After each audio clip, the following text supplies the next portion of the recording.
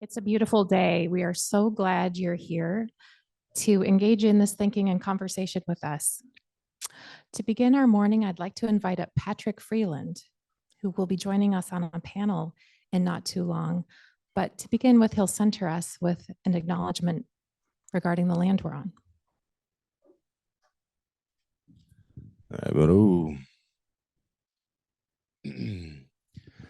So I'll introduce myself in my traditional language. So Inche Stongo, Patrick Austin Freeland, Jeff Kidos, Ameda Ligada, Olologio Gomez, Ama Idawa Casita Gomez, which means Inche, it's all good.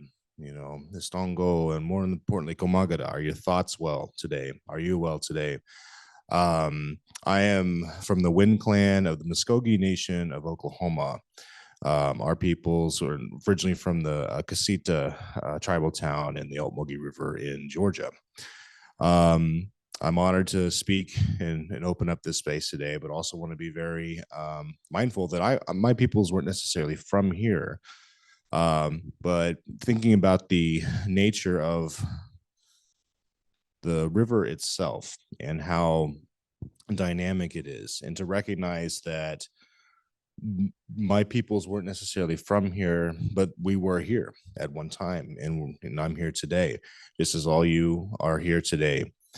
And so definitely want to acknowledge, of course, the peoples of this particular place, you know, the Anishinaabe that were here, the Dakota, Oyate, and the people of the Seven Council Fires, you know, the Wapakuti system, Wapitan, Mediwankton, and you know, Iowa peoples, and just recognize that it wasn't static. You know, there were a lot of peoples that kind of came through here that followed different migrational animals.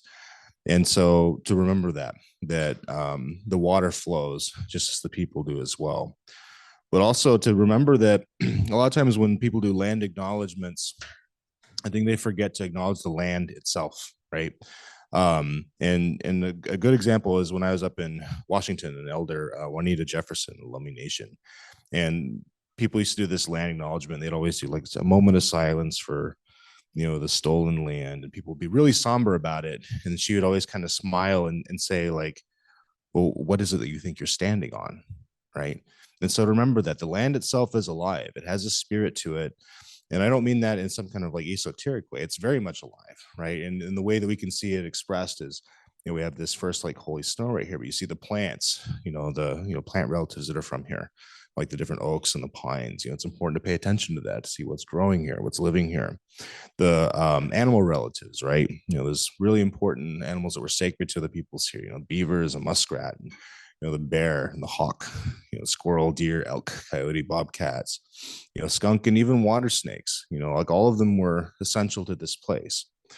Um, but then you also think about the waters themselves were considered alive. You know, it's just, you know, think about this definition in Western technology or terminology of like, you know, biotic and abiotic, like living and non-living.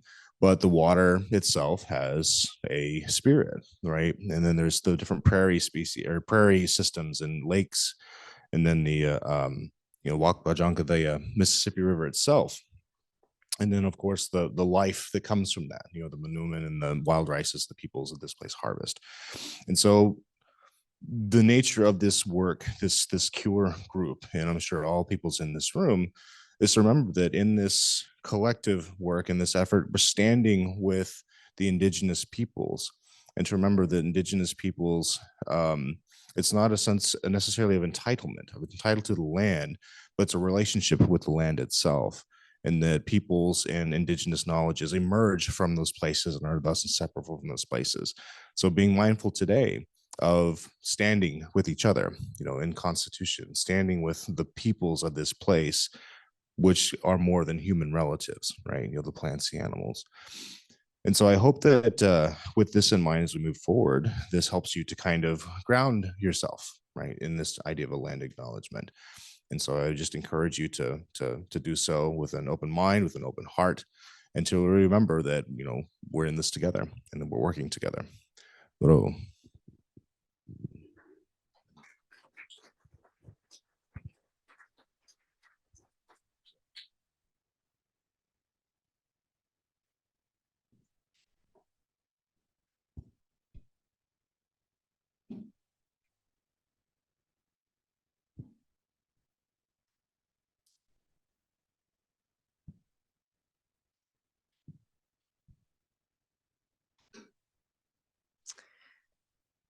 Good morning.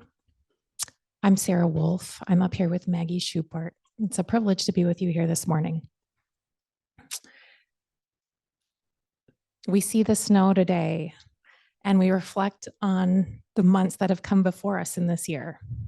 It's been a year where we've broken a lot of records, things we can see and feel. The hottest summer around the globe, the most raging wildfires, the most air pollution, the warmest oceans, the most storms causing extreme damage, increased levels of human migration to our country's borders. And then there are a lot of things that we don't necessarily see, but we've had in-depth reporting on, like the New York Times reporting on the state of our rapidly depleting aquifers around the country and in Minnesota. That report told us, and other reports have told us, about the overuse of water and contamination of our water, particularly from some of the crops we grow. And we know our aquifers are suffering from pipeline construction too. This summer, our state agencies confirmed that a fourth aquifer was breached because of the Enbridge Line 3 pipeline construction.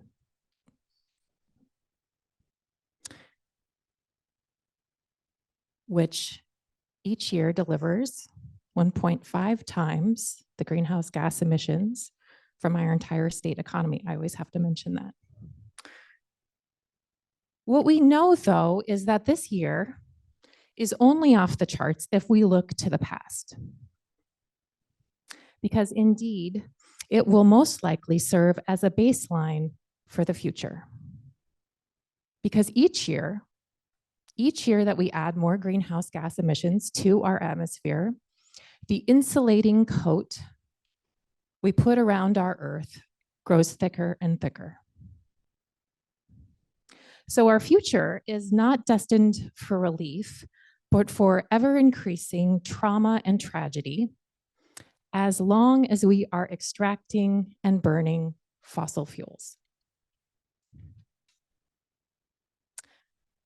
And yet somehow this year, I've grown more hopeful that we can change this trajectory, that we can drastically reduce our use of fossil fuels on the timeline that science demands, and that we can meaningfully reduce these emissions. In great part, I'm more hopeful because of the tools that have recently been added to our toolbox. Most importantly, the financial assistance to equitably access the technology we already have for the future we seek. Looking around this room, so many of you have been absolutely essential and instrumental in getting us to this place. And it has been often years and decades in the making. I want to just take this moment, because I have a microphone, to call out CURE's work, particularly around a piece of this, and particularly Eric Hattelstad, who back in 2018 named the key barrier keeping rural electric cooperatives and many city-owned energy companies from moving to renewable energy. And that barrier was lots of burdensome debt tied to continued use of coal. Thanks to others and Eric's work on a groundbreaking report, it was called Rural Electrification 2.0. Over $10 billion is being deployed now to help these rural energy providers address this barrier.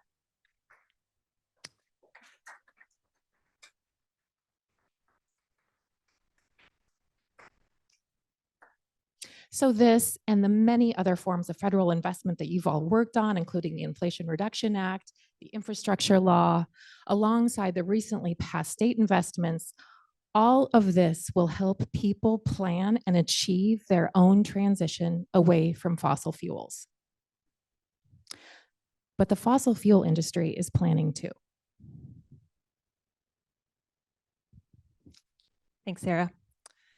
You know, for folks who came today are probably, I hope, familiar with CURE, but I'll just say for those that are maybe new to our work, we are a locally rooted organization based in Montevideo, Minnesota, focused on improving the lives of rural people by working on energy, climate, and water. Coming from rural communities, CURE has been on the ground tracking and organizing against the recent attempt to build out what we will be calling today CO2 pipelines in southwestern Minnesota. But one of the things that we want to do today is help folks in this room and online understand that this is not just a local issue. It is one that has statewide, national, and global implications for communities across the country and the world that bear the burden of fossil fuel extraction industry. We need to understand the big picture, and we're hoping to be able to do some of that work today. Last year, there were many people in this room celebrated the passage of the 100% Clean Energy by 2040 bill. But the challenge that stands before us now is that we lack a common vision for what this carbon-free future really entails. The specifics on what technologies and kind of facilities will be included, or how we should get there. Both the endpoint and the myriad roads to get to this carbon-free future come with varying conditions, barriers, and threats. Who stands to win the most in this future is equally unclear and up for grabs. Those of us who say we're committed to a decarbonized future that is built on climate and environmental justice need to be clear-eyed about what that looks like and the route we'll take to get there, because the choices we make now, the governance structures we create today, will determine how fast we reach this carbon-free goal, if at all, and who will bear the costs and who will benefit. The growing specter and allure of industrial carbon capture really epitomizes this conundrum. One road to carbon-free being pushed by high greenhouse gas emitting industries and their allies is the speculative promise of cleaner fossil fuels. In this future, the industries and companies that have brought us to the precipice of climate disaster remain dominant, based on their promises, real or illusory, of reducing the carbon intensity of their operations while leaving in place the power structures and systems that treat certain places and peoples as expendable. This future is energy, resource, water, and land use intensive, putting burdens on people and ecosystems for the sole sake of questionable questionable carbon reductions. But we have a window of opportunity to build alternative pathways, ones where we invest in and plan for the drawdown of fossil fuels and other carbon intensive production, use, and infrastructure. This includes a deliberate transition process that prioritizes justice and repair for those communities, workers, and ecosystems on whose backs we have built our current energy and industrial systems. John, we have a brief video to sort of encapsulate this. We are on the verge of a momentous transition in our society. We're taking action to respond to the worsening climate crisis, but the industries responsible are trying to maintain their power with the illusion of a cleaner fossil fuel. The truth about cleaner fossil fuels is that they all leave in place systems of extraction, dominance, and harm. But transition also means a chance to create a better path, one focused on climate justice, indigenous sovereignty, workers' rights, and community vitality. We have what we need to slash our emissions, to undo our systems of harm, to reshape energy and climate justice, and to build our beautiful future for all.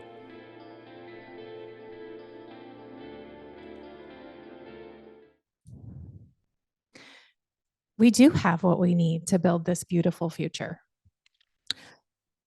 but we need to make the right choices.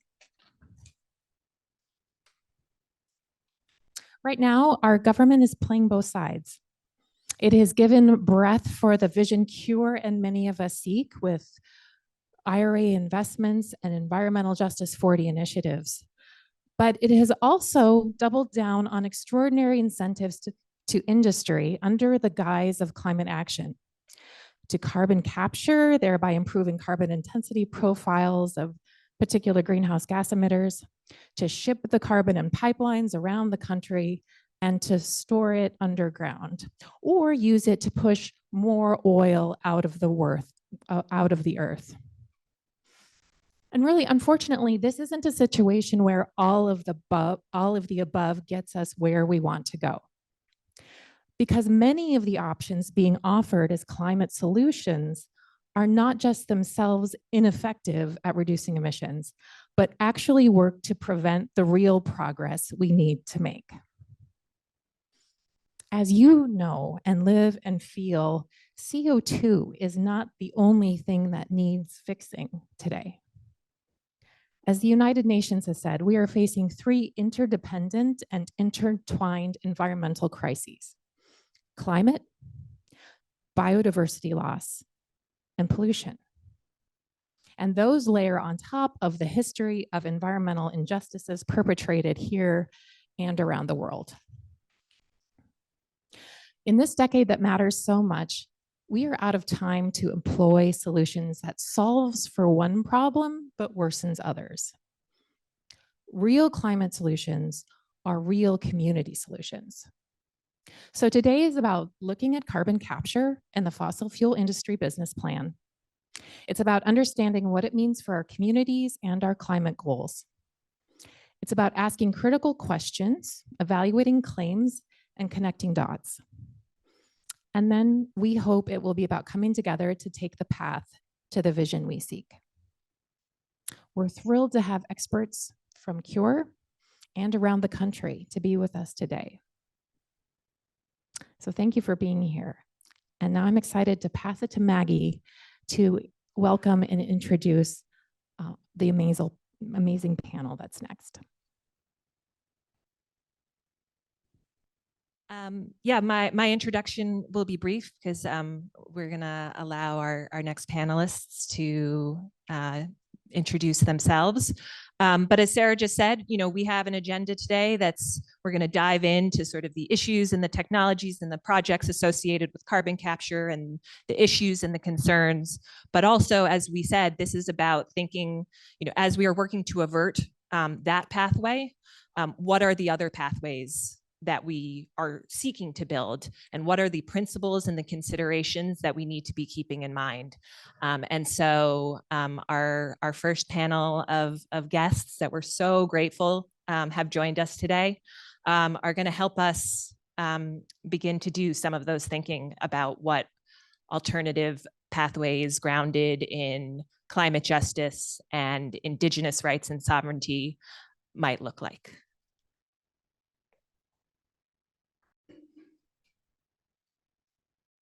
And so welcome, Michelle, Patrick, and Mariana.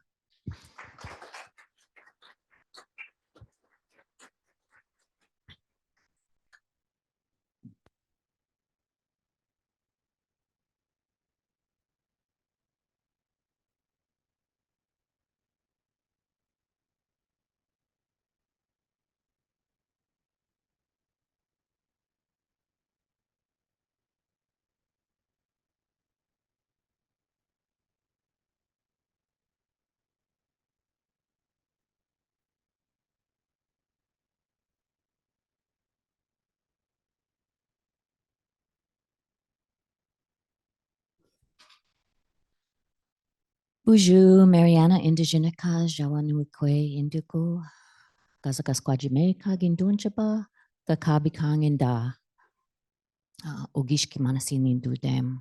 I'm introducing myself in Ojibwe language. I'm an enrolled member of the Leech Lake Band of Ojibwe in northern Minnesota, and I am a descendant of the Blackfeet Nation in Montana. And I'm happy to be here and give my perspectives on my personal connections with nature and the environment and carbon issues.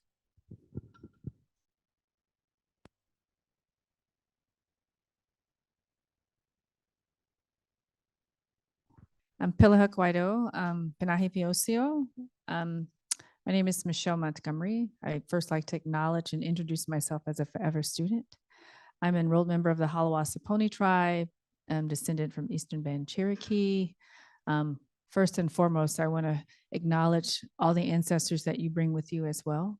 I want to acknowledge the spirit that you bring for change and hoping that we find like-minded synergies for long-term solutions. I wear multiple hats in the places in which I navigate, but I'm most passionate about change, but collective change. Pila Huacuado again.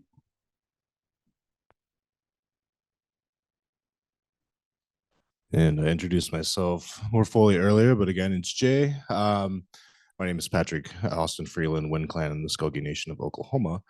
And again, honored to serve on this panel. I've been working with kind of at this intersection with Indigenous peoples, climate adaptation, and public and community education for about 2 decades now. So I'm just happy to share some good ideas with you today.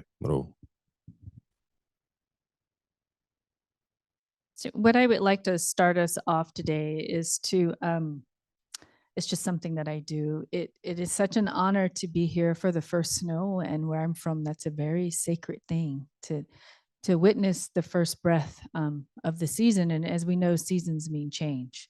And so if I could just have everyone just stand up for a moment, I just want to put us all in a good state of mind, if I may. I'm not trying to convert you into me, but I think it's really important. So if everyone could just close their eyes just for a moment, take a deep breath in and a deep breath out. And just roll your shoulders back one time. Another deep breath in. And another deep breath out. Roll your shoulders one more time. Another deep breath in. And a deep breath out. Wado, please be seated.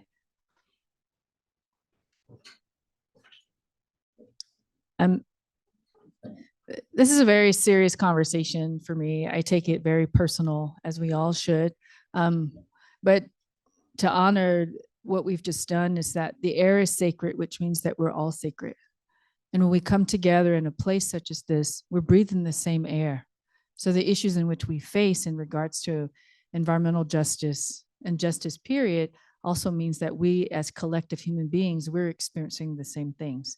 Air does not have a boundary. Air does not require you to have a passport, nor does it require you to be in a particular type of socioeconomic status. It is sacred. So if the air we breathe is sacred, that means we're all sacred. And when we're sharing space, that means we're creating a ceremony. So what I want to discuss today is the reciprocity of eco-mindfulness, but most importantly, intellectual humility. We're often taught that the intellect in which we navigate is linear and static. A plus B equals to C. 1 plus 1 equals to 2. We're realizing in the state of the world that we're in right now, we're in crisis mode. And there's an instance where we need to actually recalibrate ourselves to be emotional human beings. Around the 1st or 2nd grade, we're taught that to be an emotional human being, it's an inferior trait. We fast forward, we experience a pandemic where we're all isolated. It doesn't matter who you are, where you come from, your access to resources are pretty much similar, but not the same. And we come out of a pandemic and we're still learning how to navigate, how to be emotional human beings. And I really want to say we missed the buck on something. For the first time in history, since I've made my journey, we've had places around the globe that had clean air. And the city of Seattle at one point had the worst air quality, right, at one point in time. And so intellectual humility is also about understanding the meanings between grace and reciprocity. What does it mean to be a graceful human being? What does it mean to call people into conversation while acknowledging we all have our own lived experiences, we have different socioeconomic statuses, we have our own political beliefs and affiliations, and many of us will have our own agendas. But when we talk about the things that we must talk about in regards to environmental justice and to maintain a stable environment for long-term longevity, we also have to think about low-hanging fruit. What's visible right in front of us that we need to have solutions for. And solutions aren't specifically from a Western science perspective, aren't specifically the solution for today, that's going to be the solution for tomorrow. So intellectual humility is about how do we call people into conversations with grace and reciprocity while acknowledging that we should learn how to agree to disagree, but find like-minded synergies. And here's a story I want to share with you. Aquifers are also very urgent, and thank you so much for bringing that up earlier. New Mexico is known for a state that they've been in the red flag for aquifers drying up very soon. Some places they say 2028, some they fast forward to 2025. I recently attended a meeting to talk about climate health and policy with emergency doctors that work for Indian Health Services. In Gallup, New Mexico, they're now experiencing issues that you would experience in Phoenix. That means skin burns from sidewalks and roads, from children and elders. Gallup, New Mexico also had to close their emergency room because they could not contain the appropriate temperature to service people. They also had an incident where a construction company broke a major water line and they lost hundreds of thousands of gallons of water. And the city of Gallup had to go into real life emergency mode. 72 hours, they were going to run out of water. This is a real scenario. The piece to fix the pipe would not be available until a Saturday. This happened on a Wednesday. So they had to create into emergency plan mode who would receive water and who would not. But in the end result is to keep the emergency facilities open. So when we think of the issues that we're dealing with, that many of us in this room are very, very passionate about, this is 2023, and we are already dealing with real live situations that are impacting communities. And so when I talk about reciprocity, I'm also asking, how do we bring our whole self simultaneously to this? And the whole self is moving beyond, keep setting the goalposts in a place where it has a political capital attached to it, a particular type of number. But how do we come into this conversation and be very mindful that we're all human and that we all have a specific place in which we have to learn to navigate under the state of urgency? So for me, there's a lot of low-hanging fruit that often isn't part of the conversation, but we also need to be mindful of who's not a part of the conversation.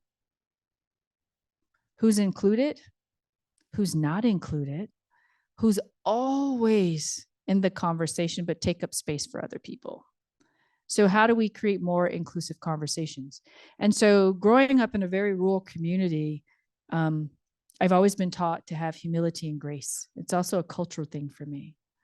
But one of the voices that's missed from many conversations is rural populations.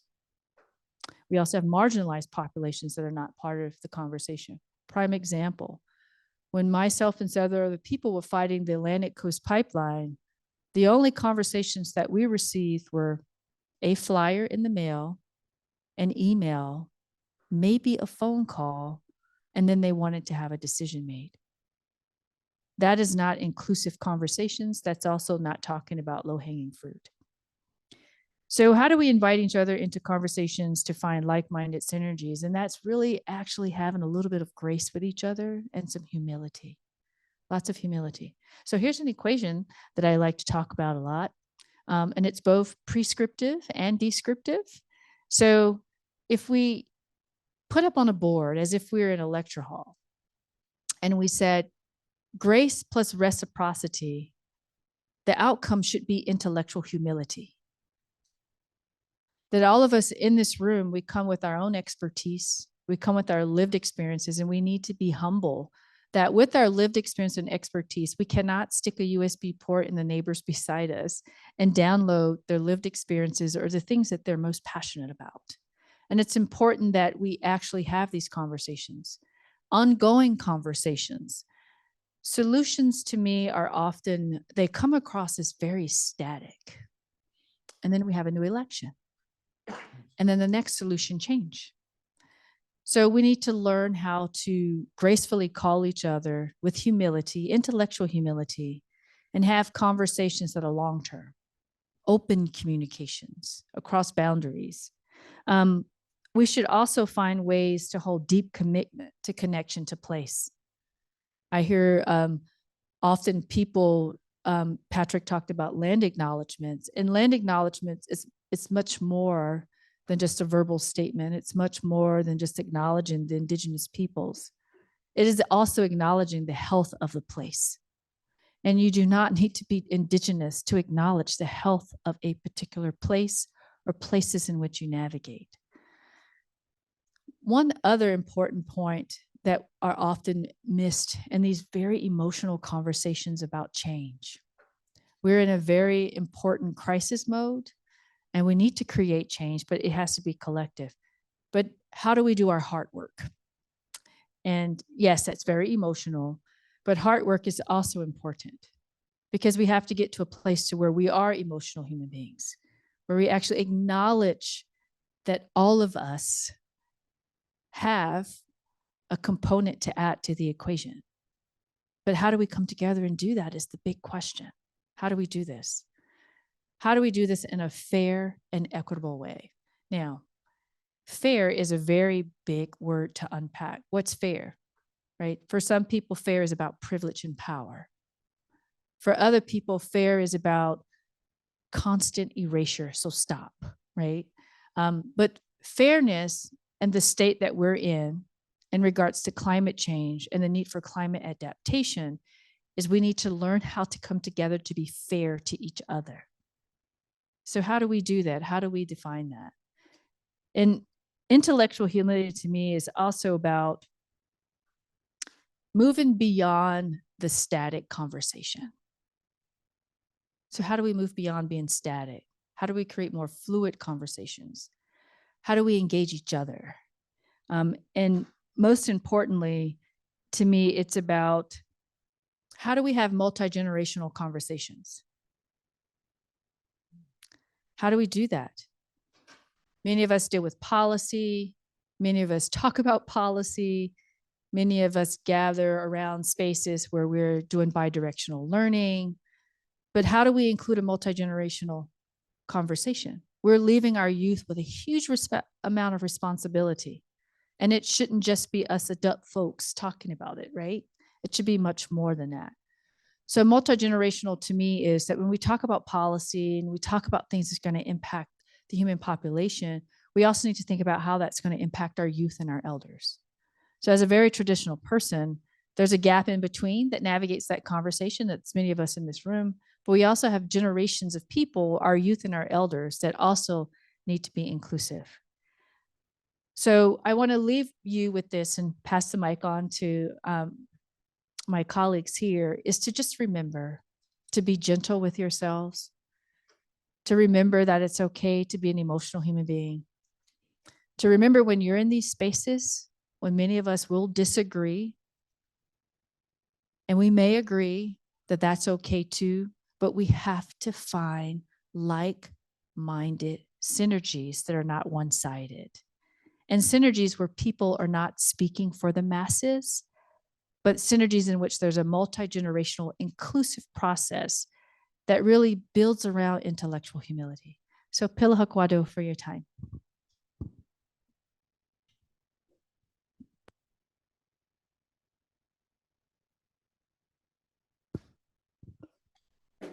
I want to start by saying I represent only myself. While I am a member of a Minnesota tribe, they have their own politics. They are their own nation, as well as all 11 tribes in Minnesota. And to speak for them is not something any one person can be doing. They speak for themselves. I bring my own personal perspective to this panel, and I'd like to just tell you about myself. I was born in Minneapolis in 1960, and I was adopted as an infant by white parents and was raised in a family with 6 adopted siblings from a variety of non-white backgrounds. I grew up at a time when birth parent records were sealed away from adoptive parents and children. So learning Indigenous traditions was not available to me as a young person. But adoptions are not the only thing that separated children from language and culture. My birth mother was put on a bus at age 5 and taken to a boarding school over 300 miles away from her home. And language and community connections and cultural practices were suppressed by these schools and lost by these children. And although I lived in the city during the school year, I had the privilege of spending summers at our family cabin in northern Minnesota. Spending time in the woods was a profound influence on me, and I chose to pursue a degree in forest resources management. To fulfill some elective credits, I took courses in American Indian Studies, and that awakened a desire to learn more. Eventually, I completed the requirements to major in both forestry and American Indian Studies.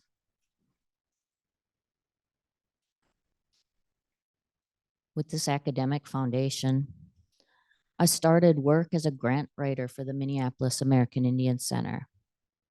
And with encouragement from one of my faculty members in Indian Studies, I transferred to a state job supporting counties as they prepared comprehensive water plans. During my career at the Minnesota Department of Natural Resources, I also worked as a field forester, helping landowners who were developing stewardship plans, and as a forester doing resource assessment for forestry health. In Minnesota, gosh, I don't even know what year this was, in the early 90s. No, maybe later than that. But legislation was passed requiring utility companies to make conversions to renewable sources of power. And I was interested in what Maggie said about the 100% clean energy by 2040. As a result of this legislation, high overhead transmission lines were built crossing Minnesota from the northwest and west to the southeast to bring power from areas of wind generation. I transferred to a position to monitor the state's lands, its wildlife management areas, scientific and natural areas, parks and forests, and the state's waters, which are all public waters, wetlands, streams, and rivers that these lines were built across. A few years ago, I retired from the DNR. And at the request of an elder, I took a position to support American Indian programs for a Catholic church in South Minneapolis. And I made this transition out of natural resources and into a behind the desk job indoors. For more than a decade, I have participated in NIBI water walks, which are extended ceremonies to pray for the water, praying for healing and in gratitude for this life-giving force. In 2021, I walked the length of the Line 3 pipeline corridor across northern Minnesota and prayed for the lands and waters and communities and individuals that were and will be affected by this pipeline. Indigenous teachings tell us, as Michelle mentioned, that our personal choices have the potential to affect our descendants for generations. The world we live in and the situations we face today have been affected by the choices of our ancestors, and thank you for acknowledging them. And today, I ask that this teaching guide us as we are called to envision a path forward for our children, for our climate, and for our future.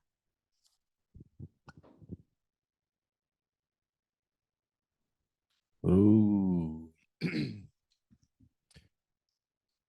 So earlier I've introduced myself a few times. And I want to kind of ask you about that. Like who am I to you? Right. Because if I were to be really honest introducing myself, I'm just some guy. Right. But is there anything wrong with that? You know, does someone have to be credentialed for them to be worthy of your belief or understanding or knowledge? Does someone have to be in a position of authority? Sure, it's a little bit easier with a microphone, but at the same time, just as you know, these two honored folk have really mentioned the importance of listening, right, with your heart, listening with humility, listening with respect. So that's what I want to kind of introduce this idea and ask you to really think about this, right? So my words are entering your ears, they're combining with your consciousness, and they merge with your ideas, right? Many you have of your own agency, your independent thought, but those ideas become action. And so there's a certain power in the word, a certain sacristy that we have to acknowledge and honor.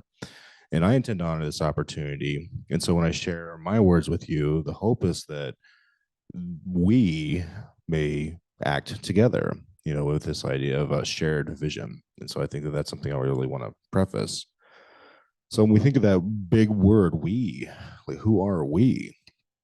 We are concerned citizens, we're experts, we're neighbors, but we're relatives, right? I want you to think about that word, a relative, what that really means. And I'm not going to answer that. I want you to think about that for yourself. But it's imperative that we reframe our understanding of this challenge we're discussing today, and that when we're thinking about this concept of indigenous, in particular, if we think about land management and knowledges, it's not something that's this archaic idea or a romantic idea or something floral, but it's something that's been in effect, like, on this entire planet for tens of thousands of years, time immemorial. And that this this practice isn't some relic, right? It's something that arguably still exists, just in the indigenous peoples living their lives, being who they are, who we are, but recognizing that there's a certain technology to that knowledge system, right? If you think of this idea of an agroecological system, it's designed to mimic a natural system, right? Well, this could be like things like controlled burns, indigenous ways of like managing forest systems, of working with the water. But ultimately, those aren't just simple systems. They incorporate ceremony, they incorporate relationships, they incorporate generations. And so underneath it all, I really want to help you all to remember this, something you all already know. But underneath this natural system is a deep reverence for the land itself, the waters itself. And I want you to engage that, engage your emotions, as you said, engage the ceremony that you had said. But I want you to also de-romanticize the notions of, maybe what indigenous peoples are, right? It's not a costume. It's not a this flowery magical being, right? And this noble savage, as has been described in some areas. They're human beings. But when we talk about our human relationships, our relativity, there's wisdom in those relatives that you have. There's wisdom in yourself, your own ancestors, our shared ancestry, right? Because you go back far enough and we are all related. You go back even further, we're related with the animals and with the plants, the waters, right? There's this old saying about, we share like 98, point something percent of our DNA with chimpanzees, but we share 50% of our DNA with a banana, right? So we're really, really related if you unpack it deep enough. So when we think about this connection to being peoples of a place, of being dynamic and not static, that connection is a certain spirituality, right? And that spirituality is not necessarily a dogmatic principle. It's this idea of awareness of oneself within a greater system. And in Muskogee way, we have like a really, a lot of times do things in fours, but like to first acknowledge the water. They call it our first medicine, Wiwa. So you do that, like as Michelle kind of guided us through, you think about the snow, the water that you drink, all these sorts of things that are necessary for life. Think of the air, the Ololi, right? And sometimes you do that, you'll hear the wind pick up, and you think of it again as a relative, this living thing, the land, Ikina, right? And then of course fire, Soka, like all these things, all these elements make up our living systems, our breath, right? Our respiration. So finding that sense of sacristy isn't always easy in a again, more modernized system, but it's there. It's underneath everybody as a human being, right? So I want you to reconnect to that. So when we think about this big challenge of climate change, of urbanization, of all these like social ills, these wicked problems, and the predicament we face isn't necessarily a lack of technology, right? There's many technologies that we can employ, but our collective problem is one of consumption, of taking more than we need, right? And more than just that, and the reflection of these choices that we make in our overconsumption is that, as individuals, as a society, sometimes we aren't in choice or of what we're actually able to consume, right? I mean, there's probably some farmers in this space and producers, and good on you. But most people, if you buy food, you're going to a restaurant, a grocery store. You're not actually producing your own food. You're not gathering your own food. If you think about the clothes that we're all wearing, very few of us probably made our own clothes or gathered the fiber to create those sorts of things. So we have a certain challenge in our agency to actually affect and make choices, right? So we have to be very aware of the systems that underlie all of these.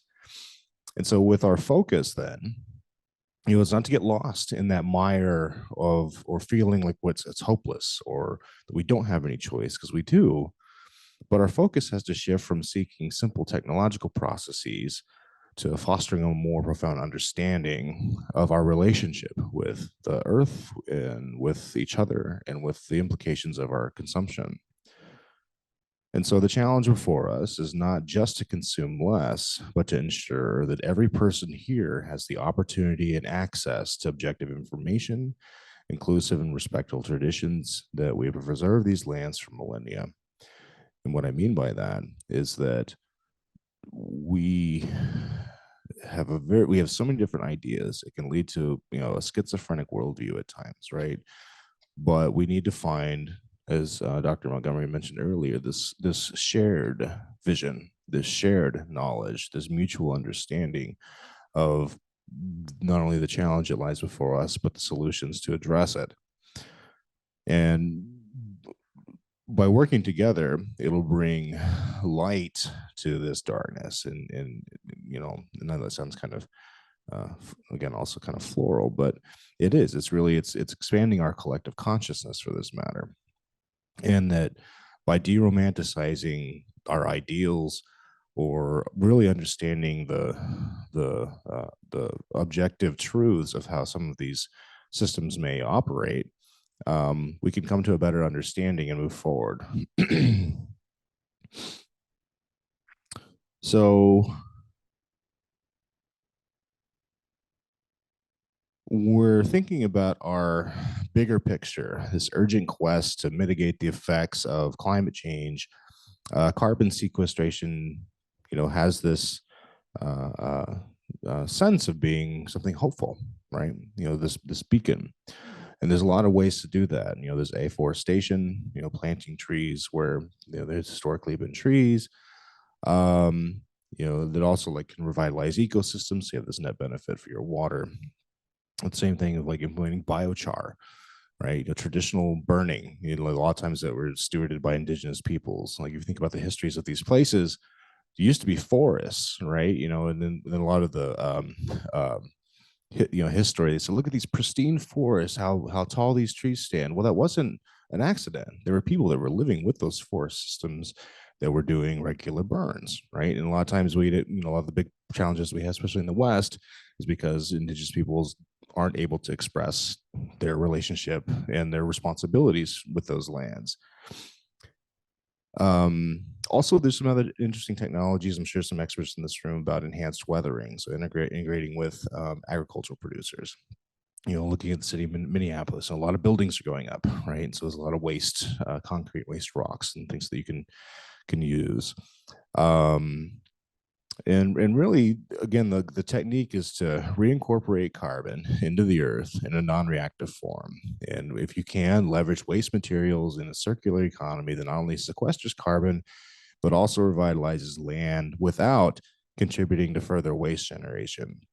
And these practices represent that symbiotic relationship between human ingenuity and the Earth's natural carbon cycle and can offer a pathway to a more sustainable future. So here's my position. I want to be very clear with this is that reducing fossil fuels with renewable energy is the best path forward to reducing carbon emissions. Let's say that one more time. Replacing fossil fuels with renewable energy is the best path forward. So when we promote carbon capture solutions that might be unproven or that augment pipelines and adversely impact the environment, that's not the best path forward. There might be a compromise. There might be a better way forward. And we promote technologies that concern Native American tribes and rural communities in prairie and wetland ecosystems and other relatives without fully understanding the implications and impacts of these peoples may not be the best path forward. And thinking about what's going to contribute best to rural prosperity, right? It's going to be healthy communities. It's going to be generational impacts that are going to be, something that isn't going to harm them in chemical ways or in economic ways. And so I just want to kind of close there. And again, this idea in Muskogee, just to think about this, we think of this word humility, and we call it yaskata, which, I was always kind of like, we have this principle about being humble and this word humility. I never was quite comfortable with that. And then one day I asked an elder, her name was Norma Marshall, about like, well, what's the difference between humility and humiliation? And so what she told me was, well, maybe humility in English isn't necessarily the right word, but yaskata, which is a Muskogee word, basically says that I'm no better than any of you, but I'm also no worse. And all of us can kind of see that eye to eye. We all have different titles, we have different roles, we have different stages in our lives, but none are better or worse than any other. And so there's a responsibility that comes with that, in the Muskogee way. And that responsibility is that you have to humble yourself. If you're trying to all of a sudden think you are an expert or you know more than someone else, well, you might know different things, but you're not better than them. So you have to come to agreement. But at the same time, if someone else is also trying to put you in a place, make you stay in your lane, push you down, you have that responsibility to fight back, right? So I appreciate everyone's time. And just again, I hope that you think with your mind, with your heart about what we're doing here today. Oh.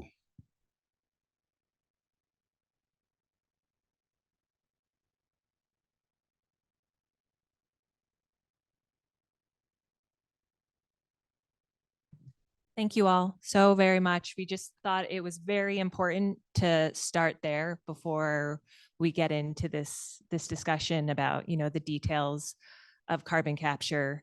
As I said, just as a really important grounding, because we are thinking about the positive visions of the pathways forward, and we don't want that to get lost today. So, and with that, I'm going to pass it to my colleague, who's going to introduce herself.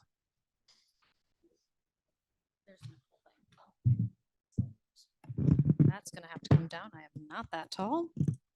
Oh my. We'll work on that. And I do. Wonderful. Thank you, John. How does this?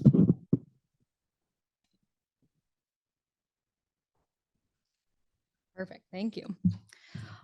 All right. Hello, everybody. My name is Sarah Meridian. I am the Government Relations and Policy Director for CURE. First, thank you all for being here today on such a snowy day. And a gentle reminder to please turn your phones on silent. So just a little bit about me. I have a background in environmental law. I went to law school at Vermont Law and did a lot of time there working on water and natural resources. And I've been at CURE now for almost 2 years, working on a lot of different things, but carbon capture pipelines has been a main one throughout my time there. So I'm just here to give a brief overview of what carbon capture is and its history, the history of its use in the United States. I'm going to end with a few case studies too, time permitting, but we're going to go quickly. So I welcome you to come up and see me afterwards with questions. And let's see how this goes. Okay, great. So first off, what is carbon capture?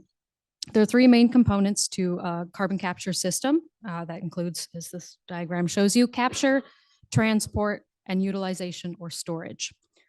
So the capture is CO2 is captured from a point source, usually like industrial facilities, power generation, gas processing, that kind of thing. Then there's transportation. It's most often via pipeline. There are approximately 5,000 miles of CO2 pipelines in the US today.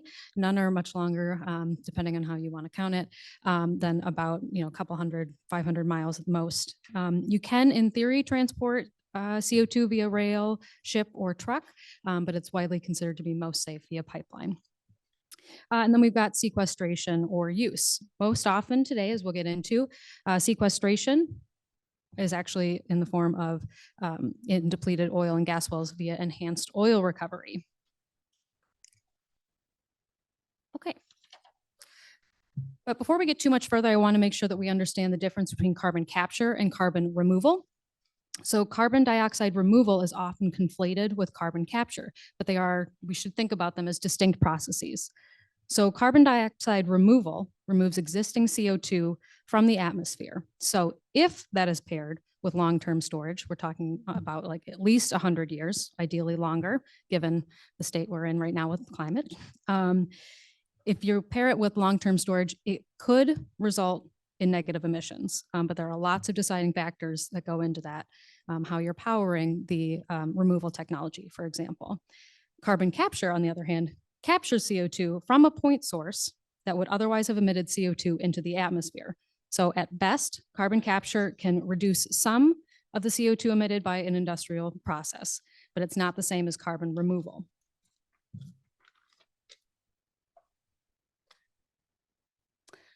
So here's just kind of another clarification from the IPCC. So carbon dioxide removal is necessary to achieve net zero CO2 and GHG emissions both globally and nationally, counterbalancing hard to abate residual emissions. We've heard all of that before. But CCS and CCU applied to fossil CO2 do not count as removal technologies. I just really want you all to keep that in mind as we talk about things today. This is a very truncated history of carbon capture in the US. But I think a lot of us who have been in these spaces have probably heard that CCUS, carbon capture, and related pipeline industries, they've been around for 50 plus years. So there's tons of experience with their technology. But I really want to take a moment to break that down. So it starts in the 1920s. That's when CO2 was first separated from natural gas to create saleable methane. You need to take the CO2 out to make it worth something. But then it wasn't until 1972 when that really came into kind of a more commercial-ish setting in the United States.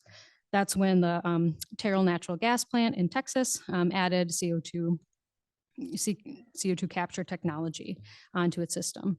That's owned by Occidental Petroleum, and it removes CO2 from the naturally occurring natural gas reservoirs and then transports it via pipeline about 200 miles to depleted oil wells in the Permian Basin. Then we're moving along to the 1980s. One of the main ones that was introduced in the 1980s was Exxon's Chute Creek. I'm going to talk, that's one of my case studies, so I'm going to talk a little bit more about that in a moment. But that was first operational in 1986, and that was also natural gas processing and also used for enhanced oil recovery. You might be noticing a theme. We're going to skip ahead to the 2000s. Again, there's more going on kind of in between these, but these are just big ones I want to really point out. In 2000, the Great Plains Synfuels plant got carbon capture attached to it. The plant itself was operational in 1984. And then also just kind of, we're not going to go into 45Q because that could be a whole day. But that's just a tax credit that kind of introduced the idea that capturing CO2 and either using it for enhanced oil recovery or sequestering it was worth some amount of money. In the 2010s, you can kind of see there's a big pickup in popularity for CO2 or carbon capture. Lots of facilities come online in the 2010s and in the 2018. There were updates to 45Q that made it more lucrative to do either, again, enhanced oil recovery or dedicated sequestration.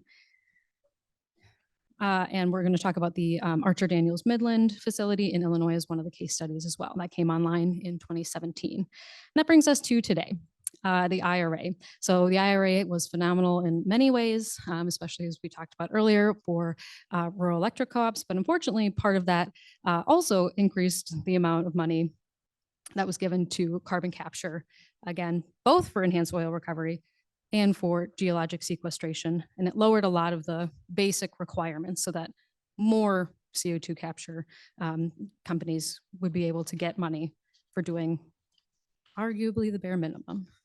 That's a little of my own opinion there.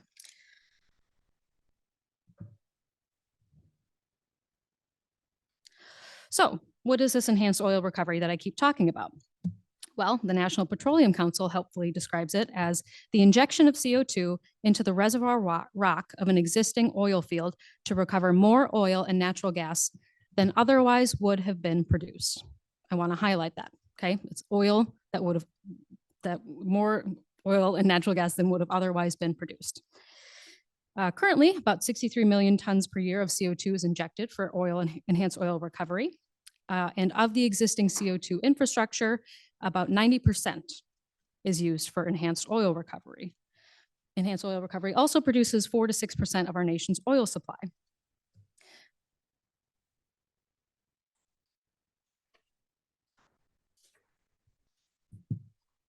So what do proponents of carbon capture have to say about enhanced oil recovery? Well, here's one quote. Currently, most CO2 EOR is done with natural underground reservoirs of CO2, yet the industry's future growth depends on taking advantage of the large amounts of CO2 that result from electricity generation in industrial processes. That's a quote from the winter 2014 issue of Cornerstone, the official journal of the world coal industry, from the National Enhanced Oil Recovery Initiative, which has been rebranded as the Carbon Capture Coalition.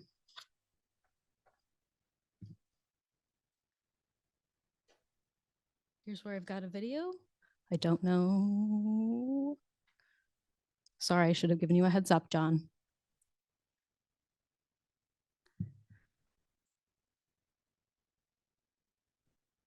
And if it doesn't work, I can just tell you what they say. Okay, that's totally fine. So, oh, excellent. Thank Department of you. Mineral Resources Director Lynn Helms said more carbon dioxide will be needed in order to sustain oil production for the long term. This comes following the Public Service Commission's decision to deny a permit for the Summit Carbon Solutions CO2 pipeline.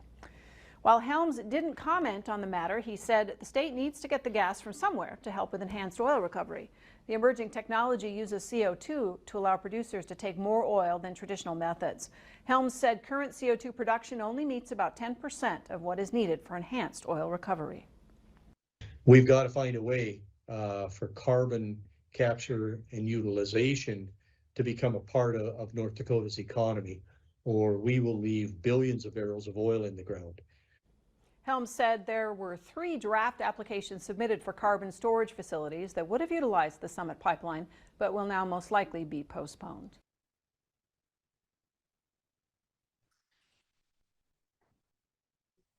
So just was another example of industry kind of explaining what enhanced oil recovery means to them.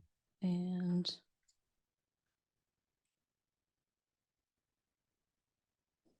we'll get to the next one.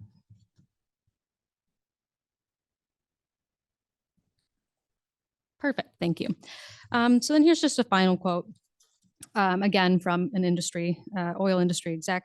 So this is Vicki Hollub, I think, the CEO of Occidental Petroleum. She says that we believe that our direct capture technology is going to be the technology that helps to preserve our industry over time, that gives our industry a license to continue to operate for 60, 70, 80 years, that I think is going to be very much needed.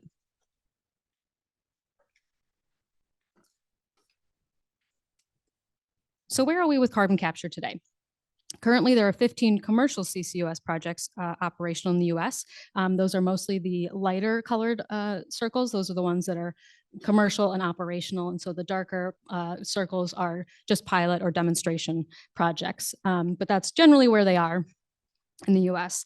Combined, they have a capacity to store, but remember, that's even as a byproduct of enhanced oil recovery, about 21 million tons of CO2, which is 0.34% of US annual CO2 emissions.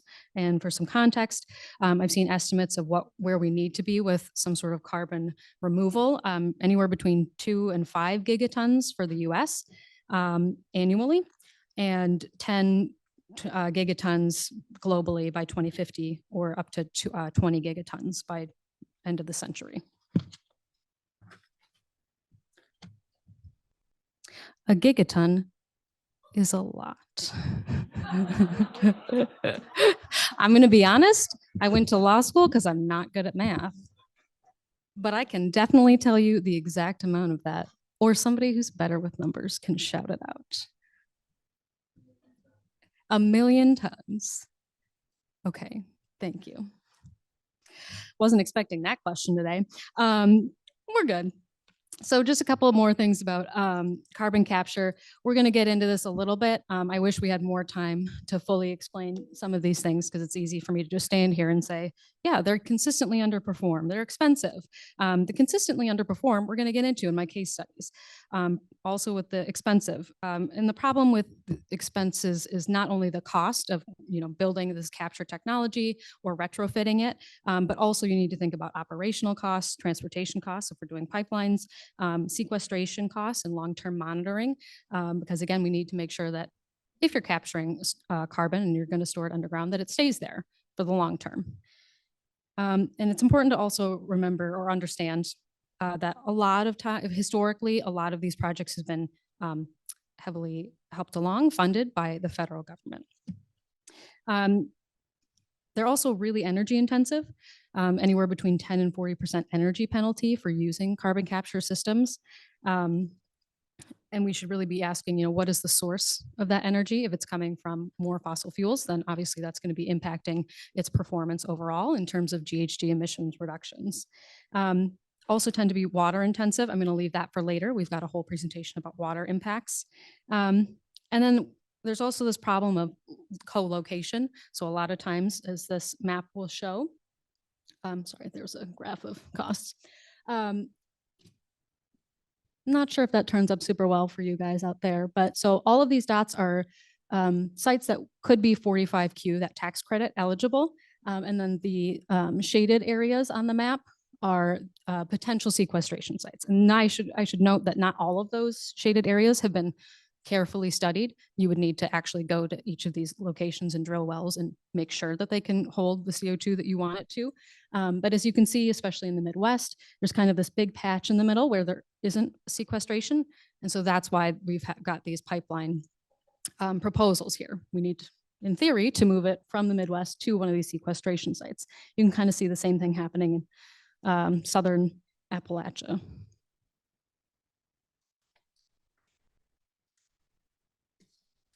So I'm going to go into my quick, I think I'm doing all right on time. We're going to go into a quick case studies. So the first one is Chute Creek. I mentioned it earlier. This is located in LaBarge, Wyoming. The operator is ExxonMobil. It first became operational in 1986, and it cost $256 million total. The first section was about $170 million, and then they expanded in 2010, and that was another $86 million. The CO2 source for Chute Creek is natural gas processing. And initially it was able to capture about 4.3 tons per year. But then with the 2010 upgrade, it's now up to 7 million tons per year. All of that is either used for enhanced oil recovery or vented.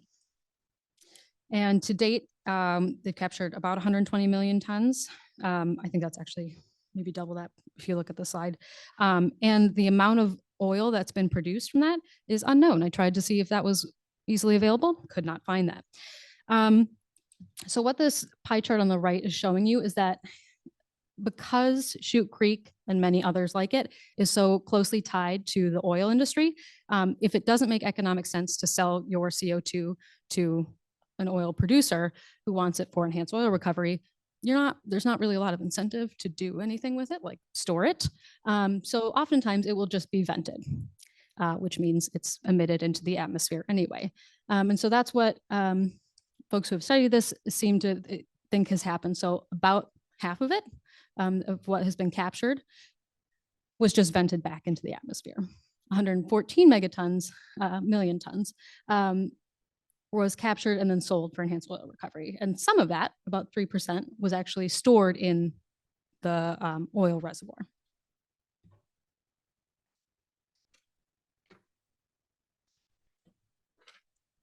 Next, we've got the Great Plains Synfuels plant in Beulah, North Dakota.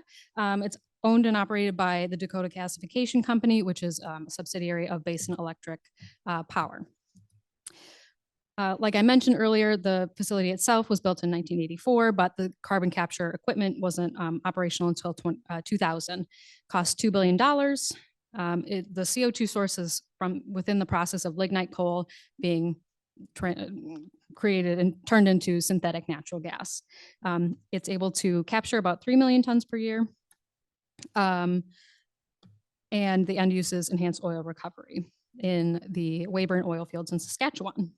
To date, they've captured about 40 million tons and about 104 million barrels of oil have been obtained through enhanced oil recovery as of 2020. So obviously it's probably a little higher. The website for the Synfuels plant states that it anticipates that CO2 EOR will enable an additional 130 million barrels of oil to be produced, extending the field's commercial life by around 25 years. And up to 20 million tons will be permanently sequestered, which is only about half of what was actually, of what's been captured to date. All right, we're almost there, I promise. This is the last one. This is the Archer Daniels Midland project. It's in Decatur, Illinois. This was actually kind of two projects. So the first one was from 2011 to 2014 that captured and sequestered 1 million tons of CO2, and then that's undergoing ongoing monitoring. But the second part, it became operational in 2017. The source of the CO2 is ethanol processing, which we'll hear more about later today. And while it was proposed to capture and sequester about 1 million tons per year, it's really only capturing about 500,000 tons per year. And unlike the other ones I've described, the end use is actual geologic sequestration in a saline reservoir. But unfortunately, after this carbon capture technology was installed and became operational, overall facility emissions actually increased, as you can see from the graph over there. And I'll just note that the top dark line is overall CO2 emissions from the facility. So even if it was capturing at its anticipated rate, we're still 3.5 emissions off. That's not the unit, sorry. 3.5 emissions, that's all. Yes, thank you. All right, so what's the point of all of this way too fast information that I've thrown at you? History does not mean future or even current success. Just because something has been around for 50 plus years doesn't mean that it's been successful. You need to really look at each facility and the claims that are being made. Unfortunately, carbon capture has consistently underperformed. It's been proven to be energy intensive and expensive, not only for companies, but for taxpayers. And the majority of CO2 that is being captured and used right now is being used for enhanced oil recovery to produce oil that would have otherwise been inaccessible. So I just want to end with saying carbon capture as it exists today cannot be used as a tool to delay rapid, deep decarbonization. It was very quick. Again, please come up and see me if you have questions. Thank you so much.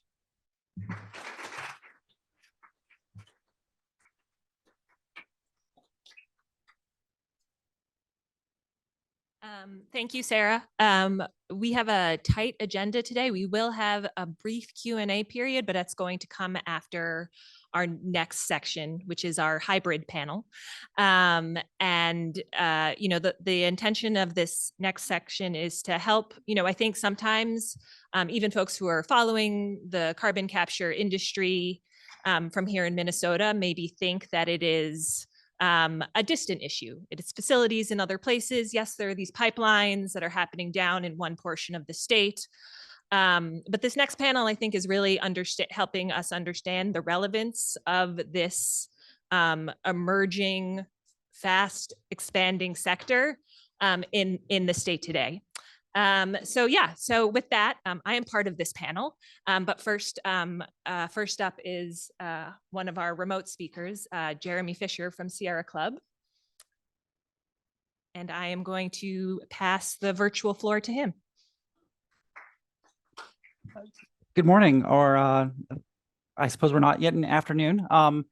It's Jeremy Fisher. I'm a principal advisor for climate and energy at Sierra Club. I'm based out of our Oakland office, land of the Ohlone, and it is a pleasure to be with you today. I am also a relatively fast talker, and I will apologize ahead of time if the combination of being remote plus being a fast talker gives us a little bit of a little faster than we otherwise would have wanted. I'm going to be walking today through Project Tundra, which is a proposed project for carbon capture and sequestration or utilization, not quite sure yet, over at the Milton Young coal plant over in the lignite fields of North Dakota. And I'm calling this, obviously, our Halloween-themed presentation today, Trick or Treat. It's still coal, because this is one of those cases in which we have a very definitively emitting facility that at the end of the day is still going to be an emitting facility. So even though we've got some costume that's potentially being put on here, it's still coal. And I'm going to be walking over the next 10 minutes through what we know about this project that's being proposed. There are some emerging sources of information that are coming out about this largest proposed facility, hands down, for carbon capture and sequestration. So Project Tundra is a project of the Minn Kota Power Cooperative. It's proposing to retrofit the Milton Young Lignite Power Station, which we'll find out just a little bit more about in just a moment. But it's useful to have a little bit of context for who this is being proposed by, because it lends actually a little bit of context to where we are and are not seeing carbon capture and sequestration proposals so far. This early stage project, and when I say early, this is one of the fastest moving proposals and furthest along within coal carbon capture retrofit, is being proposed by a cooperative, which differ a little bit from investor-owned utilities in that they don't quite have as much transparency traditionally. And this case happens to be run by a utility that has an extraordinary exposure to coal. So just for and that's our second trick or treat, it's still coal. This is one of those spaces where if you're knocking on your doors and looking for candy during our trick or treating and you always received just one single candy, we might be a little bit dissatisfied about that. So Minn Kota Power Cooperative serves 145,000 customers across Minnesota and North Dakota. It's weighted slightly towards its customers in North Dakota, although more residential customers in Minnesota.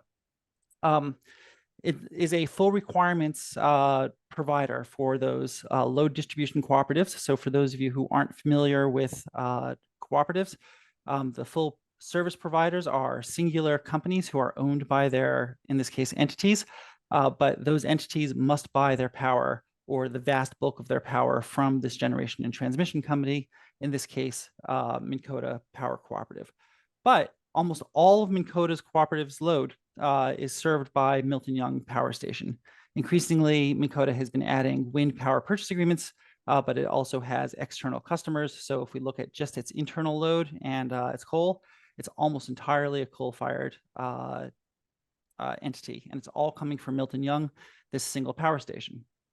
So Milton Young is a 2-unit facility. It's got a smaller unit, 250 megawatts, a little bit older, from 1970, and then still old, older than me anyway.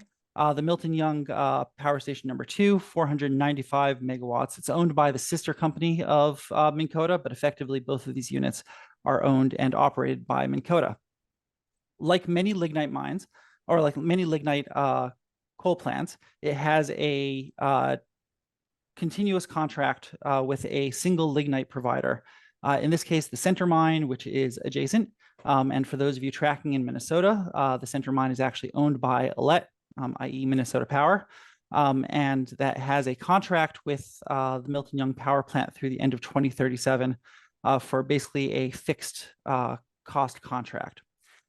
Like many lignite plants, it has a particularly poor heat rate, 12,000 BTU per kilowatt hour. Sorry, there's a little misnomer in there. And while the units are controlled for SO2 and NOx, those controls are relatively older and only an electrostatic precipitator for particulate matter. So a lot of CO2 emissions coming off of this and quite a lot of NOx and SO2 as well. So the Project Tundra is proposed as an additional island for carbon capture and sequestration that gets attached to Milton Young. And this project has been proposed for quite a while. It was actually first thought about in 2017 and 2018, but they initiated a study with the Department of Energy in 2019, and the first phase of it was actually just completed this year. The project appears to have gone through a dramatic enhancement, dramatic acceleration after the enhancement of the 45Q tax credit. That tax credit has been mentioned a number of times so far, but we're going to get back around to that one. That is a kicker. It is really pushing the pace of carbon capture and sequestration projects and carbon capture and utilization projects as well. But from the most recent FEED study results, we're finding out, and as well from a draft EA, that this is going to be a project that attempts to sequester or pull in 13,000 short tons of CO2 per day, which is interesting because it's actually only sized to one of the two units. It's sized to be able to pull in CO2 from unit 2, but a little bit more than that. So also a little bit of unit 1. And that's actually important from a legal definition standpoint. We'll wrap back around to that in just a couple minutes. It's expected to cost just under $2 billion to actually construct. And result in a cost of around $80 per ton of CO2, which is also an interesting number because it's just at the threshold of this 45Q tax credit, where it costs around, where the 45Q tax credit is expected to yield $85 per ton for CO2 that you've captured and successfully sequestered. It's not clear whether the CO2 is going to be sequestered locally or shipped over for EOR. Both of those are still being explored by the company last we checked, whether it gets shipped over to Summit for EOR or put into a local sited injection well that's still being permitted. We're still waiting for that final investment decision. As I noted, Project Tundra is proposed as an additional island that would capture emissions from both stacks. It's based on a technology that at least has been attempted in some other spaces. It's used within LNG facilities as well as ethanol, this amine-based process where it heats and cools a solvent to separate CO2 from the flue gas. But that heating and cooling process is extraordinarily energy intensive. So think of this as a parasitic load. The amount of energy that it takes from the actual unit to pull to heat up the solvent, pull the CO2 off, and then cool that solvent back down again, uses close to the entire energy output of unit 1.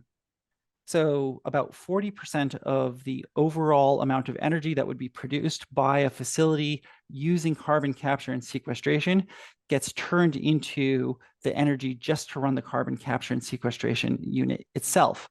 So even if you have a high level of capture, you have a lot less energy that you're producing, which makes it look like a much lower efficiency facility at the end of the day, and actually quite high emissions relative to the amount of energy that you're getting out at the end of the day.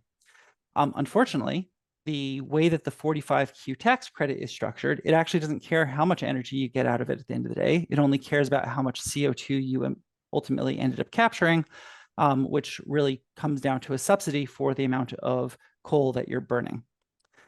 In addition to the amount of energy that it takes to run this thing, it has an anticipated water use that would basically double Milton Young's water consumption. So they're already looking at additional permitting from the state that would pull in an extra 2.1 billion gallons per year, appropriating water from the Missouri River. Right now, Milton Young itself uses once-through cooling from Nelson Lake, but we put an estimate together that's about 2.5 billion gallons per year. So this is literally doubling the water consumption from that coal plant. So I noted earlier that one of the interesting components of Project Tundra is that while the project proponents talk about it being a proposed for 90% capture, it actually only is going to capture, if it works, CO2 from one of the two stacks. And it's being proposed as an island that sits adjacent to Milton Young's both stacks, where the emissions from both stacks would get filtered through this unit, and it would pull off some of the CO2 effectively from both. It's being designed such that it could pull off the CO2 from effectively the entirety of one of those two stacks, but then just the partial from the rest of it. And actually, in its draft environmental assessment, it talks about these two cases where it's either all of Unit 2 and a quarter of Unit 1, or all of Unit 1 and about half of Unit 2. And what's interesting about that particular claim is that it is appears to be designed to skirt around one of the components of the 45Q tax credit, where there are relatively few guardrails, but one of the guardrails is that you have to design your carbon capture and sequestration such that it is able to capture at least 75% of baseline emissions from that particular unit. And so the proponents of this particular project are claiming, well, it will capture 90% of emissions from one of the unit and then just a little bit extra from this other one. Well, one of the problems with that particular outcome is that we end up providing effectively a production incentive for whatever unit is the secondary unit here. We're adding a little bit of extra money to its operating schema because it's getting a 45Q tax credit. And so therefore, if it was operating at 70% before, now it's going to operate at 100% all the time, because the more you burn, the more you earn with the 45Q tax credit. And so this is a particular problem because this is being designed effectively as a partial capture mechanism that could have the outcome of certainly not decreasing emissions as much as possible, and possibly even increasing emissions depending on how effective it actually is. At the end of the day, when it really comes down to it, the resulting emissions rate is about half a ton of CO2 per megawatt hour that will come out of this thing. So while it's being proposed for all of this grandeur of about a $2 billion project, at the end of the day, it's going to have emissions equivalent to stack emissions equivalent to about a gas-fired power plant. So I'm just going to end with a couple of stats here and then turn it over to the next panelist. This 45Q tax credit that we've mentioned a couple of times, it's a $85 per metric ton. And the break even for Project Tundra in the initial on paper is about $80 per metric ton. If we sort of look at all of the other various costs that are expected to go into it, it looks like it may not even break even. So it'll be curious to see whether it actually even gets past this next stage of financing. Overall, over the 12 years of the tax credit when it's available, it's expected that it could consume up to $4.6 billion worth of taxpayer dollars in 45Q tax credit. And again, mentioned that this tax credit is effectively a production credit. The more you burn, the more you earn. And so it acts as a subsidy to the operational cost of the unit. And so I'm estimating that this unit would actually dispatch into our local energy system here at around -$60 per megawatt hour, possibly trying to push out other clean energy that's trying to come into the system. If we're looking at this unit after it's got the carbon capture and sequestration on it relative to a shutdown scenario, it's about the same emissions. If we were to reduce its use after 2030 and ultimately have this unit shut down in 2035, we're about coming out with the same thing as if this carbon capture project actually operated. But there's an additional problem with carbon capture and sequestration under the 45Q tax credit, which is that after 12 years, the tax credit goes away and you no longer have an incentive to keep capturing CO2 at all. And because it's so remarkably expensive to operate, you probably just sort of shut it down if you're going to continue operating the coal plant. So if this plant continues operating through the end of its anticipated life, then even if we stick on CCS at this point, we'll have 44 million tons in excess CO2 emissions relative to a 2035 retirement. So I'll be happy to answer additional questions. There's a lot that goes into what we know about Project Tundra, but happy to dig more into it during Q&A.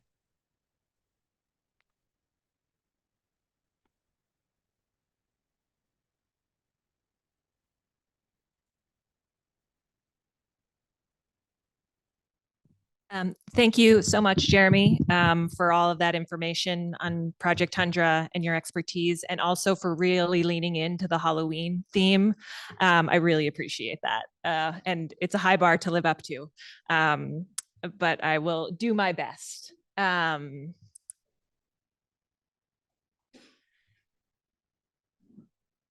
hi, I'll also introduce myself again. I'm Maggie Schubert, and I'm campaigns director at CURE. And I'm going to be talking about, I'm sure you are all waiting for this, maybe knowing CURE, about CO2 pipelines. Because for those who may have been following our work on this issue,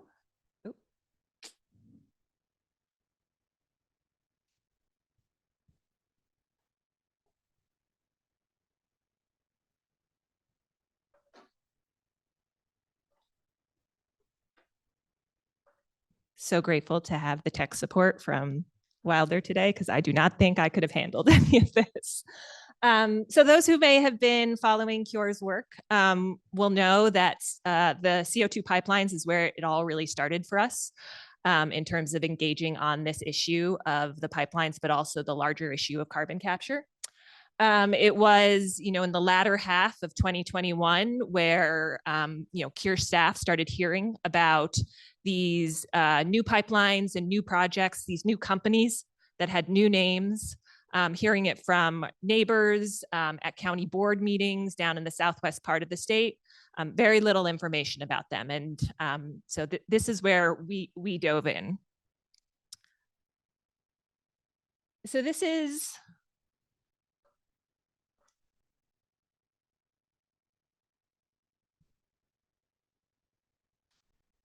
could you advance, John? I might not be clicking correctly. So this is sort of the state of what we're looking at in our particular region with the current proposed plan. Although, as I will get to, I will note that this map is now out of date. But the largest project that has been proposed here in Minnesota is Summit Carbon Solutions. As I said, one of those new unfamiliar names, now pipeline companies, and their Midwest Carbon Express. It has been described by the company as the world's largest CO2 pipeline. It is a multi-state pipeline that covers sort of a large swath of the Midwest region, over 2,000 miles, $5.5 billion project. And it's attached largely to 30 plus, always growing, largely ethanol, other industrial agricultural facilities. Although that, is not something that we should expect to always be the case should these projects progress. In Minnesota, we currently have proposed around 240 miles of pipelines, 3 lateral branches, and currently 6 facilities, though we do expect that to potentially change as well. In part because, as I said, this map is now out of date because one of the other projects that had that was being proposed for this region and had a small branch into Minnesota was canceled about 2 weeks ago due to I think what these the on-the-ground resistance that showed up in the regulatory spaces in all the states that these companies were not expecting, which I think, among other things, also demonstrates that these companies don't have actually a lot of experience with building pipelines, which should make us very nervous. But I do presentations on these projects all the time. I could talk about Summit till the cows come home. But what I'd like to do today is zoom out a little bit because I think I'm going to cover a couple of sort of maybe the misconceptions and fallacies that are held by some folks around these current pipeline projects. And one of them is that I want folks to understand that these current projects that we are facing in the Midwest and in Minnesota are just the precursor to something much bigger. And that is a planned expansion of CO2 pipelines that, should certain interests have their way, will cover tens of thousands of miles of pipeline. This is one planned study out of Princeton University, converting kilometers to miles. That's over 65,000 miles of new pipeline infrastructure that is being proposed. And so, this isn't simply a local issue here in Southwest Minnesota. It is, as I said, the precursor to something much bigger. And why? Why are there folks who want to build this scale of new pipeline infrastructure? Part of that is because the issue of transport is really critical to the larger carbon capture project. As Sarah talked about, that is because the sites for sequestration and use of carbon are often not in the places where we would be capturing them from. And so transporting that is really critical to making this project quote unquote work. It also requires new pipelines because existing pipeline infrastructure can generally not be converted. Oil and gas pipelines, other kinds of pipelines can't be used for carbon because carbon is typically transported in what's known as, not always, but the supercritical phase, which, to make a long story short, requires very high pressures. And so it requires a different kind of pipeline to transport it. And just, to note again, to reiterate, we do have about a little over 5,000 miles of pipelines, of CO2 pipelines in the country today, and those have primarily been developed to meet the needs of the fossil fuel industry for enhanced oil recovery. And that's what some of those blue lines are. And it's been said, and it bears repeating, that is where this industry has come from and where it is currently going as well, is to meet the needs of the fossil fuel industry. There are just, want to make note, as I said, the current projects, these are new companies, new names, but I don't think we should expect that to be seen because there are the familiar names and companies that we know are already working on these things in other parts of the country because they see the huge opportunity for new infrastructure build out and all the money that is behind that. And so I think that's something we should be keeping our eye on for, to see the familiar names of Enbridge and TC Energy, who are actually are part of the new hydrogen hub project that was proposed.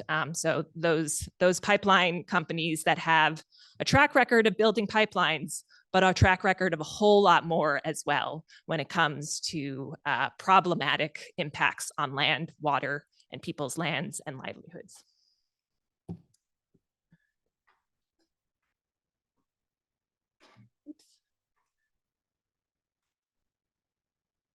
I'm not going to spend too much time on this slide because others have actually covered it, but this is just another reason why we are now seeing, with an industry that has been around for quite some time, a huge explosion in interest. Part of that is the urgency of the climate crisis, but also that's because there's a lot of money floating around to incentivize this, whether it be low carbon fuel standards like the one they have in California and a few other states and is being discussed right now in Minnesota.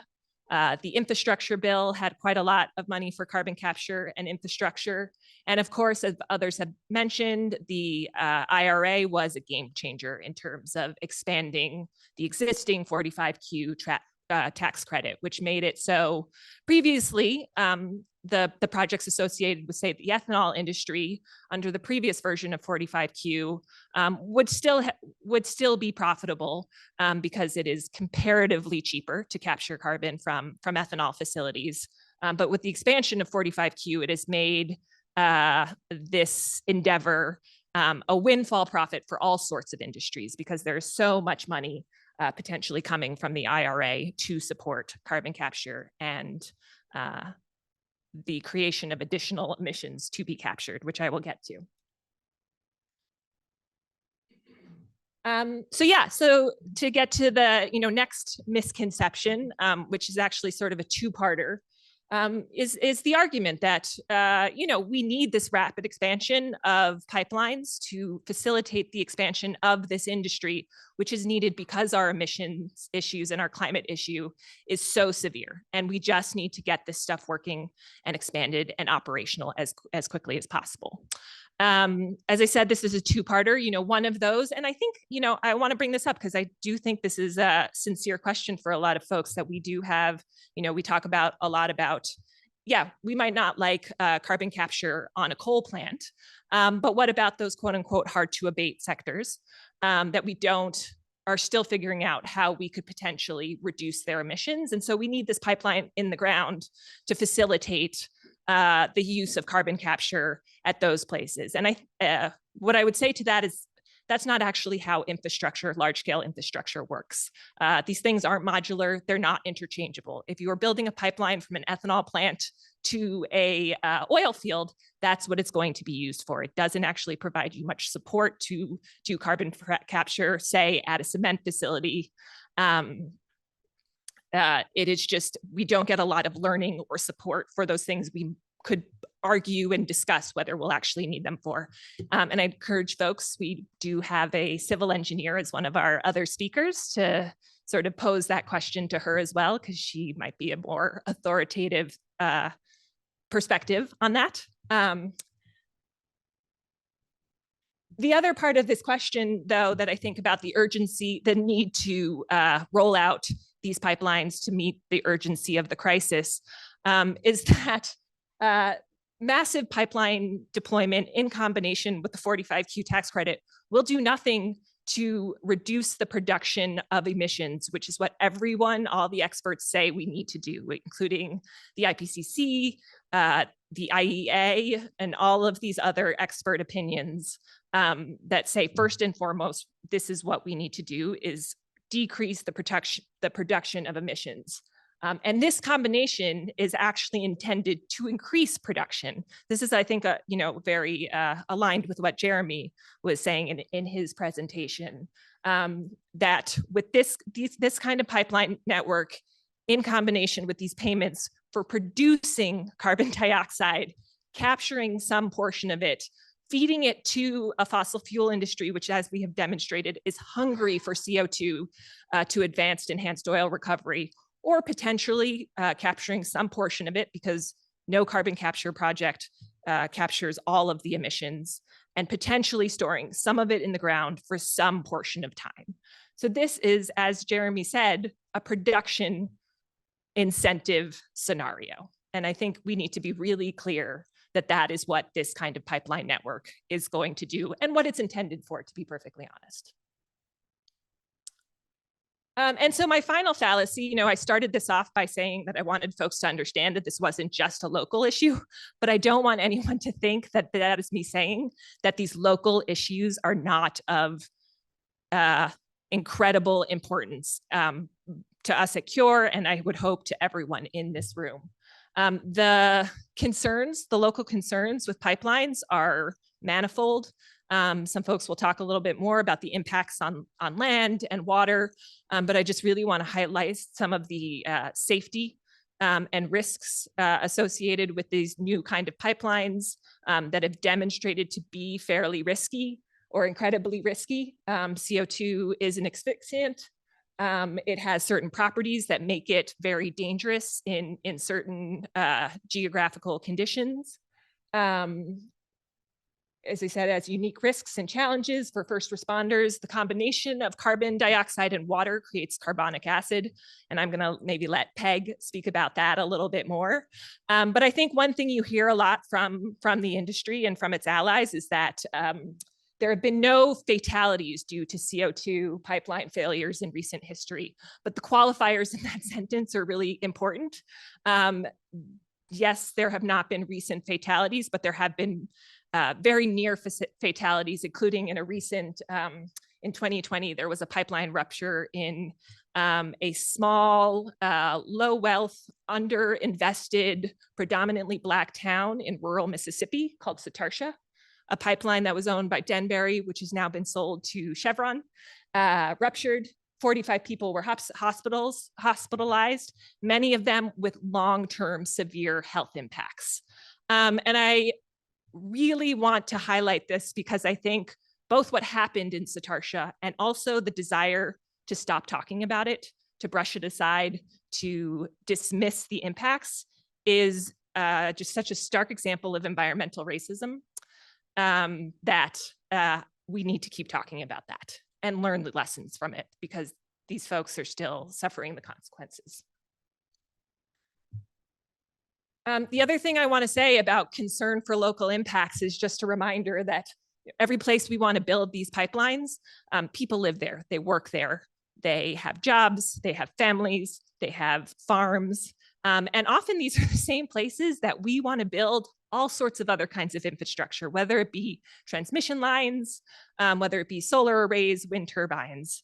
And, you know, I just think we really need to keep in mind what we are asking from folks and really be considered about what balance we are trying to strike when we're asking folks to take on this huge change in terms of infrastructure build out and the changes to the landscape and the changes to the communities, and be really considered as we are developing these pathways forward to carbon free, and to keep these local concerns in mind, because they matter to the people that live there and they should matter to us as well, for all the reasons that I've spoken about.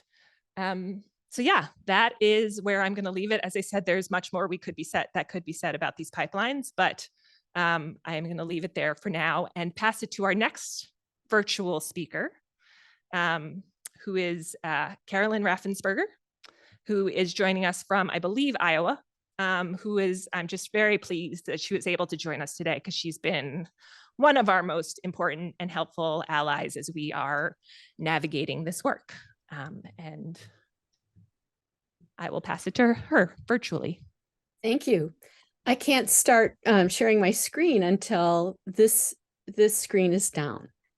And so if we could take those slides down, I can start sharing my screen, and I'll turn on my video. And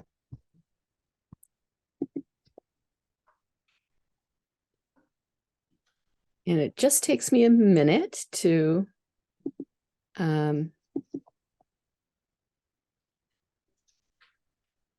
oops, it's not coming on.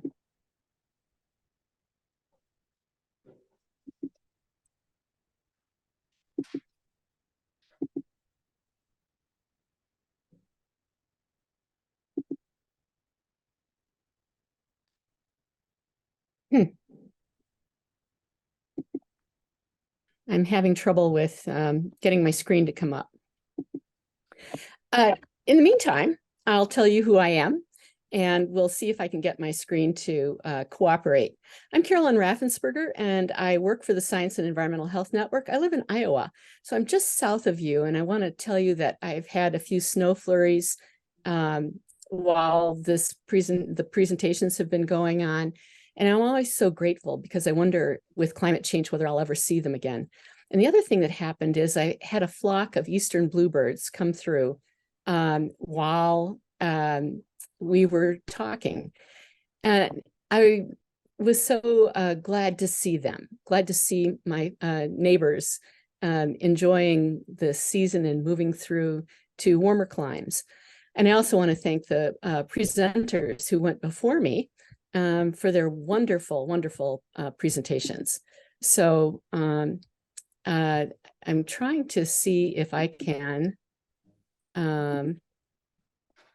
get my slides to work now. And I am really not able to get this to work, which is very frustrating. So I think I'm just going to run down through what the presentation was going to be. And I want to start by thanking the previous speakers for their wonderful presentations, and how thoughtful and how undergirded with a basic ethic for care for the earth and for care for our neighbors of all species that I heard today.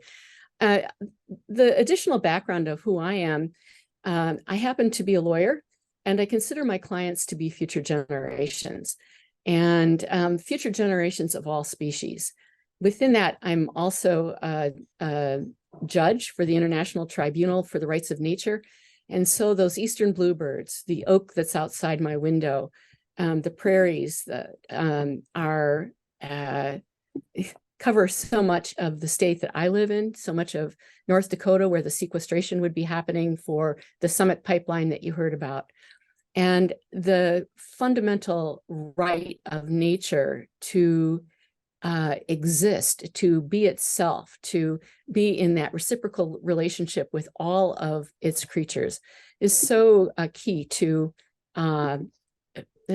my work and I think the work of all of us that have gathered here together.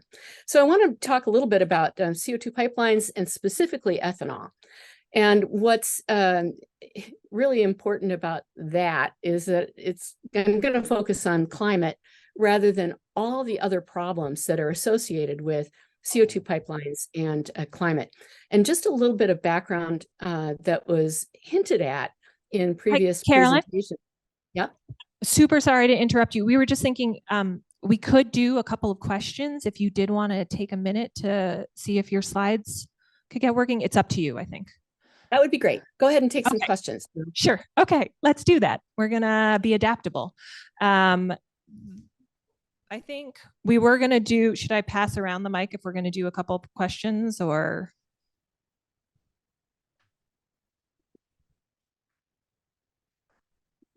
Should people come up here or, yeah, sorry, this is a little impromptu. So yeah, Peter. Yeah. Okay.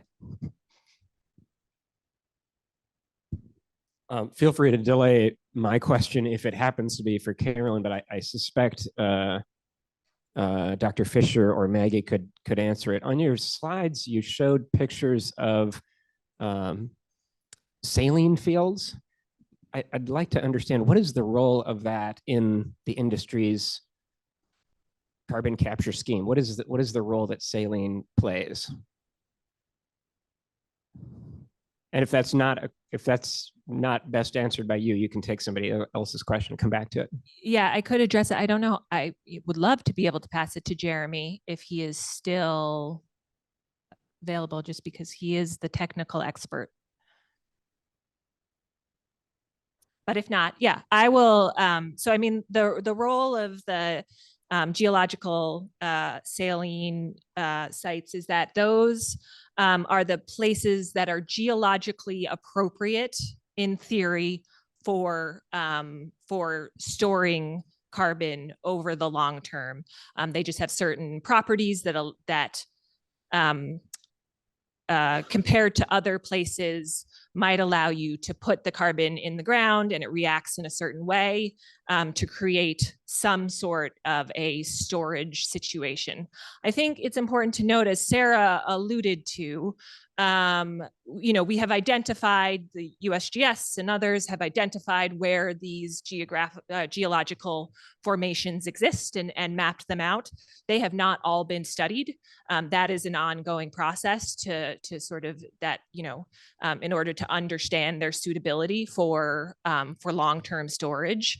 And I think the other thing that I think it was Sarah also spoke about is the monitoring and verification schemes to go along, not schemes, processes to go along with them. I don't want to call them schemes because they're incredibly important. We need to get them right. Just because you put this carbon into the ground in one of these places that is supposed to be appropriate, we are still trying to understand, and it varies from condition to condition, what the time frame for that storage and sequestration might be. And so the monitoring and verification components of this, which are still in their nascent stages, just like every other important part of the system, are still being developed. And so it is very hard to have any certainty in terms of, even if we do put carbon dioxide into the ground, whether it will really stay there and also what other kind of impacts it might have. So did that answer your question, Peter? That's super helpful. And maybe I'll just ask a follow-up. Dr. Laura Stokes, who has made the case that we can address, who was part of the creation of the Inflation Reduction Act, has made the point that 75% of our emissions could be addressed by electrification and expanding renewables to produce clean electricity. And one of the few pushbacks against that argument is the idea that we need to rapidly expand our electrical grid, which I think to myself, well, we have to do that anyway. I mean, we have to expand our electrical grid. And when people talk about the cost of expanding the electrical grid, which I just think is such a obvious cost-effective thing to do, compared with the distance between, I mean, the distance alone between where the carbon is captured to these saline basins, has anybody done like a cost analysis of how much money is going to be wasted just, I mean, just on the construction of all of this network, even if we weren't achieving nothing, and it seems like to me like we're achieving nothing, but there should be some kind of cost comparison. Does that exist already? I mean, I think various, you know, I'm not going to be able to pull the studies off the top of my head. I would say, hey, not enough, right? Like, I think, and that is what you can say, I think, in response to any sort of these questions about like, oh, do we have the research on this or that? Generally, the answer is going to be not enough, not yet. I think there are people exploring various cost benefit analysis. I mean, one I will point to just because she is one of our next speaker, not exactly what you're talking about, but has done something of a, I don't know if she would call it a cost benefit analysis, but Dr. Grubert, who's coming up later, looking at the IRA in terms of the amount of money that may go to carbon capture and on balance with the amount that it may actually do to reduce emissions, and really sort of doing the math on that and showing, and I'll maybe let her explain it because it's complicated research, but really showing, right, the imbalance there, I think, and that actually sort of the IRA and all the investments there and the money coming out from it is actually, in terms of the cost benefit analysis, not going to achieve what we want in terms of carbon emissions. And it looks like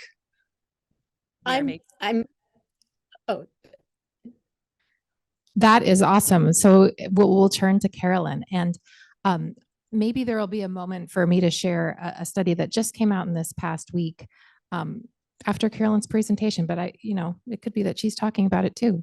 So thank you. Are we talking about Mark Jacobson's study? We are, exactly. Yeah. Yay. I actually have it in my presentation, which I can't show you. So I have a brand new computer, and that should be an illustration for carbon capture and storage, about using new technologies and the failure of those sorts of things. I have a brand new computer, and I can't seem to get Zoom to talk to PowerPoint. So my apologies for that. And I think that I can go forward without the slides, and I can get them to Cure later if that would be helpful. But what I want to do is tell you what my premise is, and that is that supplementing gasoline with ethanol coupled with carbon capture and storage would actually increase climate damaging greenhouse gas emissions. And it would further pollute the water from Iowa to Louisiana, and it would divert needed funds away from real climate solutions in all the states that use the low carbon fuel standard and some of the provinces in Canada, as well as the Midwest. So the basic premise is this is not a good idea for a whole lot of reasons. And I'm going to mostly go through ethanol and focus on ethanol because that's where the big CO2 pipelines are proposed. There's some fertilizer plants in the Midwest, and you heard about Project Tundra and some others. But the big pipeline networks are really proposed for ethanol in states like Minnesota and Iowa. So what are they saying? The producers of ethanol say that the substance generates less carbon than gasoline, but ethanol itself is 24% more carbon intensive than traditional fuel. So we're already starting out with a burden on the climate. And the reason that ethanol is so much more damaging than even gasoline alone is because it uses a nitrogen fertilizer to raise the corn for ethanol. And that increases the emissions of nitrous oxide, which is a hugely potent greenhouse gas. It's 289 times as powerful as CO2. So just the production of the corn means that we're already causing a climate burden. And we had heard from a prior speaker, Jeremy, about the parasitic load of carbon capture and storage. So carbon capture and storage requires this big machinery on top of an ethanol plant to capture the CO2 and then to compress it and to treat it. Different kind of processing than, say, the coal burning power plant, in part because the CO2 coming off an ethanol plant is so pure. It's about 97% CO2. But it still requires that extra energy to capture the carbon, pressurize it, put it through a pipeline. And as Jeremy said, it's called the parasitic load. It redirects electricity necessary, the electricity that's necessary for carbon capture and storage that could be used directly for the grid to power electric cars or otherwise decarbonize the energy system. So wind or solar, even if we use wind or solar for carbon capture and storage and use it to capture the CO2 from an ethanol plant, we could have used that directly to fuel an electric car. So we're using a clean energy source to produce a dirty energy source. And I think Maggie talked about enhanced oil recovery.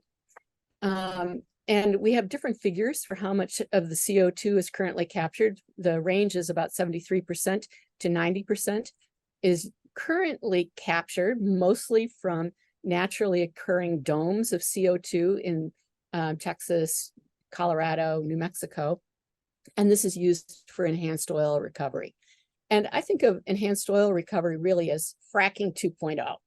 And this negates any benefit of actually capturing the CO2 and sequestering it. It could be sequestered, but even that, as we've already seen, we're increasing the CO2 and greenhouse gases just from the carbon capture itself.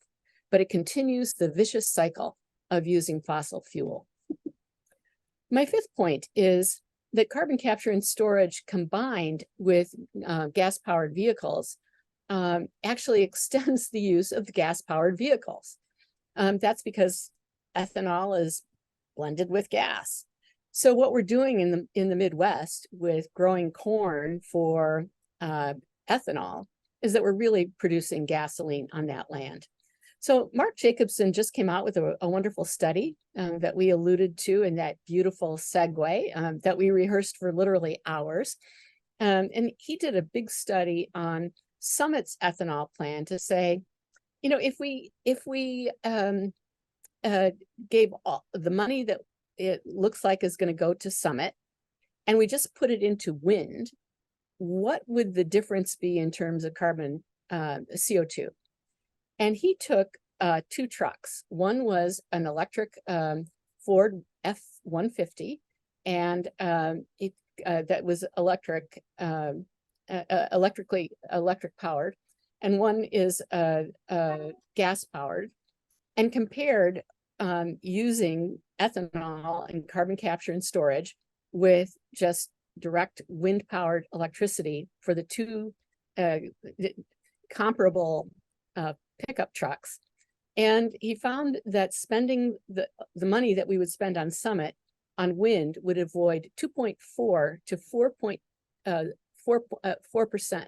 times the CO2 emissions as spending the same funds on ethanol. So we just get this big, win with wind. Wind is part of wind, rather than funding ethanol that's produced using carbon capture and storage. We can get those two studies to you.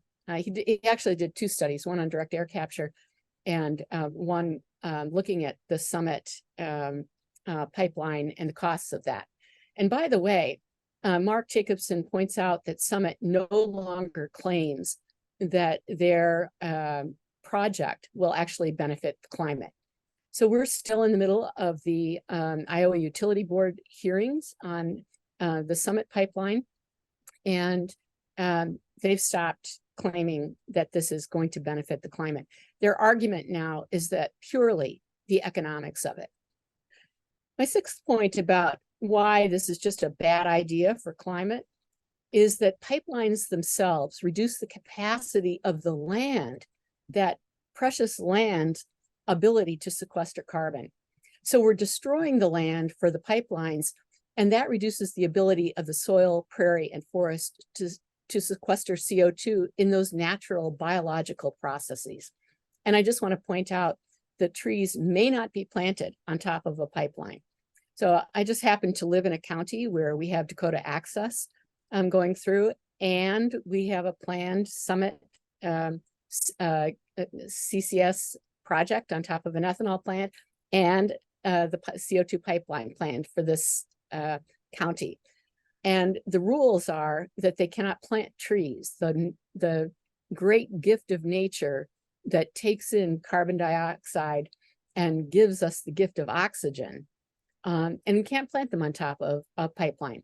So we are destroying forest lands, especially along rivers, and other places that the savannas and the forests that pepper the tall grass prairie that I'm in. But certainly in Minnesota, trees are not allowed to be planted on top of that pipeline. So pipelines reduce the capacity of the land itself to sequester carbon. And my seventh point is CO2 pipelines leak. CO2 is it's notoriously leaky. We have some pretty good evidence about methane pipelines and recent studies, and every valve, the pump stations, all of it, CO2 pipelines are just leaky. And there are no requirements to track CO2 from cradle to grave. And so there's no way to actually know how much CO2 is lost between the collection point and the end point. And what I want to point out also, in addition to the collection point and the end point, is that the tax credit has no means built in to track the CO2. So the IRS doesn't require it, EPA doesn't require it, PHMSA doesn't currently require it. And that means that this is ripe for fraud. It's ripe for fraud on two fronts. One is the financial fraud. And we've already got evidence that 45Q has been a subject to fraud. Senator Menendez, of all people, got the Inspector General at the IRS to do a study and found quite a bit of money had been falsely claimed. So if you think it would have been falsely claimed when the 45Q tax credit was so much lower, wait till it's this much higher, especially because there's no requirement right now to track CO2 cradle to grave. We think that PHMSA could be required to track it. PHMSA is the Pipeline and Hazardous Materials Safety Administration, and they are currently undergoing new rulemaking for CO2 pipelines because of the explosion at Satartia. And PHMSA itself is up for reauthorization. So we are hoping to get something in probably the reauthorization legislation that would require them to track this cradle to grave. And then it can be used by other agencies. But the point to take here is that they leak. And so that CO2 that's been generated, captured with that increased parasitic load, creating more greenhouse gases, putting it into pipelines that just naturally leak is a bad climate idea. The eighth point that I would be making, and you'd see on my slides, is that it locks in the ethanol infrastructure. And so as states like California mandate moving away from fossil fuel vehicles, we lock in the ethanol infrastructure and we lock in the carbon capture and sequestration or use infrastructure. And so we reduce the incentives for investors or policymakers to shift towards more sustainable transportation. And what we see in places like Iowa is that our Republican politicians are fighting every single policy and law that might move the nation away from ethanol and towards electric vehicles or public transportation. So we're locking in an infrastructure for decades that should be used for a rapid transition off of fossil fuels. Ninth, this is ethically, it's rotten because we are paying the polluter. The polluter gets more money the more they pollute. And so these incentives will drive more ethanol production and more CO2 generation so that the polluter gets more tax credits. I've done a lot of work on the precautionary principle. Some of you may know about that. which says you take action in the face of scientific uncertainty to prevent harm. And one of the elements for implementing the precautionary principle is that the polluter needs to pay. Otherwise, there's no process for protecting the Commonwealth, the things that we all share, if we are paying the polluter. And then my final point on why these are such a bad idea from a climate perspective is that it diverts both public and private money from real climate solutions. So the profits from ethanol, unlike, say, these harder to abate technologies like cement production or whatever else that they're claiming we have to do something about using carbon capture and storage, is that the profits from ethanol are so gigantic, and we are paying more for the more that they actually pollute. So the profits for an ethanol plant are just gigantic. And this will skew private investment, as we saw BlackRock, or maybe we didn't see it today, but as we've seen in the Navigator project, which got pulled, is that the amount of private money from BlackRock was huge. And that's because the profits from ethanol produced with carbon capture is just vast, much higher than with solar or wind. And what we see is the amount of public money that's going from both the low carbon fuel standard and the 45Q tax credits, that we are skewing the incentives for investment, both public and private, to fund carbon capture and storage rather than the real climate solutions. So, with that, I'm going to add that there are some additional problems with CO2 pipelines that have not been mentioned. One is that they explode, and the regulatory landscape, as I mentioned with PHMSA, we don't have adequate regulations for protecting public health and safety with CO2 pipelines, but we don't have protection for the waterways. And we talked about the aquifers with the breaches that Enbridge caused, and the problems of trenching and doing the drilling under our rivers to site these pipelines. And then the risks of a CO2 pipeline are so different than oil or gas. And that is because they can explode, they rupture. And for the project in the ADM project that was mentioned earlier in Illinois, they actually computed the danger of that kind of rupture and compared it to TNT. So they converted it to the explosion power of TNT. And this is huge. So imagine this going under the Mississippi River, which is what some of these are. Navigator was planned for going under the Mississippi, under the Missouri River, under any number of the waterways in Minnesota or Iowa, 1,800 river crossings for Navigator.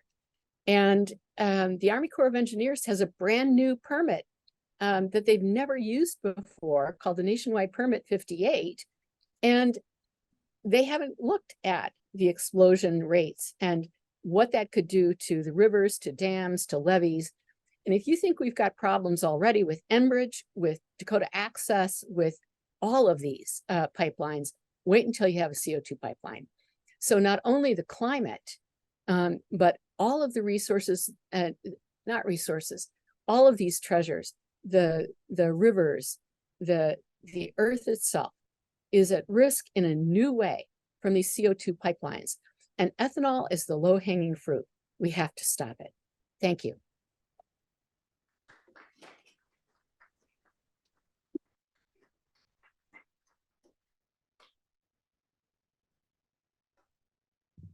Thank you, Carolyn, for sharing that and for your adaptability. with the technological issues. So that has been a lot of information, and I imagine there might be some burning questions, but just to get things back on track, and also our next speaker does have has to leave at noon.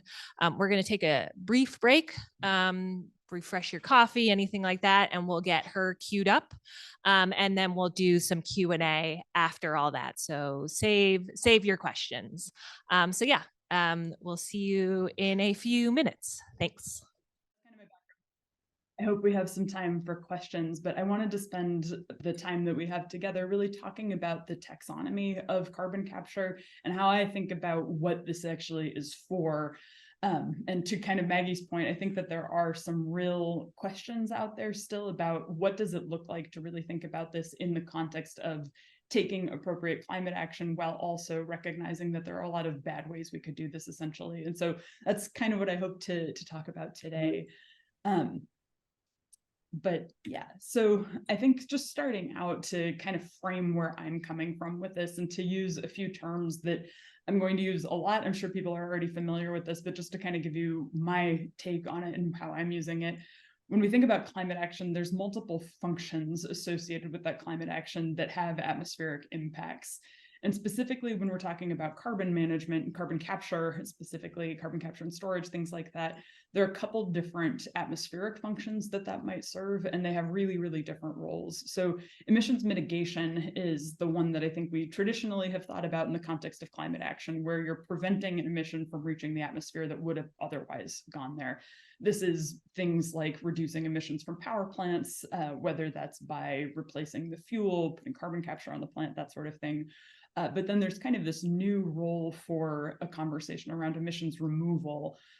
Carbon dioxide removal, CDR, is often how we think about this, but the idea is essentially if we can take CO2 that's already in the atmosphere back out of the atmosphere, that has some potential important implications for what overall climate response looks like. The chart on the right here is essentially showing kind of an IPCC sense of where global greenhouse gas emissions need to be over time in order to keep us to 1.5 degrees Celsius or below. We're already at about 1.2 or 1.3 relative to pre-industrial conditions. And then the lines are essentially in this chart showing what country pledges look like and making the point that those are not anywhere near. But the thing that I want to draw your attention to is that green shaded bar that essentially suggests that global greenhouse gas emissions need to be negative kind of by mid-century or a little bit afterwards in order to keep this below 1.5 degrees Celsius range. That's something that's been shown in a number of different models. It doesn't mean that it's definitely necessarily true, but we are starting to get into an environment where we have contributed so much greenhouse gas to the atmosphere that there is an expectation that we're actually going to need to pull some of it back out in order to keep the climate to the global targets that we're setting for ourselves. That looks really different from mitigation and is part of the reason why there's so much interest in direct air capture and a bunch of other carbon dioxide removal activities. But, and I will get into this a little bit more over the next few minutes, but that's a really different atmospheric function than mitigation, which is, again, more about keeping pollution out of the atmosphere in the first place. Most people that look at this agree that you cannot do removal until you've really solved your mitigation problem. You need to do mitigation first. The notion of getting to negative emissions actually suggests that you've actually eliminated all positive emissions by then. So this is a both and kind of thing, but both very significant tasks and pretty different functionally. So within that context, I think one of the things that is challenging from a language perspective is that people tend to talk about carbon dioxide removal and kind of mean DAC relative to CCS and mean mitigative point source CCS. But that's kind of comparing a function with a technology class. So where I was just talking about mitigation and removal being climate action functions, carbon capture is a class of technologies. Some carbon capture performs a mitigative function, some carbon capture performs a removal function, and I don't think that where we've kind of landed with referring to CCS and CDR as two separate things is all that helpful, because you can have CCS that is CDR, you can have CDR that's not CCS, like all those kinds of things. But it's basically, it's an apple and oranges comparison where you're comparing a technology class to what it's actually doing. And I think that this kind of belies the overall sense that I have that when we talk about carbon capture, there is a little bit of a tendency to focus on a project rather than what it's actually doing. And I think that that's not particularly helpful. So overall point being, carbon capture can be used for either mitigation or removal. I also put this something else in there because sometimes you can do carbon capture and not mitigate and not remove. So for example, there's some discussion of using carbon capture to find CO2 that then you turn into products. If that's not displacing something else, maybe you're just kind of using it and not necessarily doing mitigation or removal. It's a little more complicated and not something we're observing yet, but it's possible that carbon capture is not actually achieving either of these functions. But carbon capture is capable of mitigation, it's capable of removal depending on how you apply it. Not all mitigation is carbon capture. So some emissions mitigation that we see is fuel switching, closing a coal plant, replacing it with wind.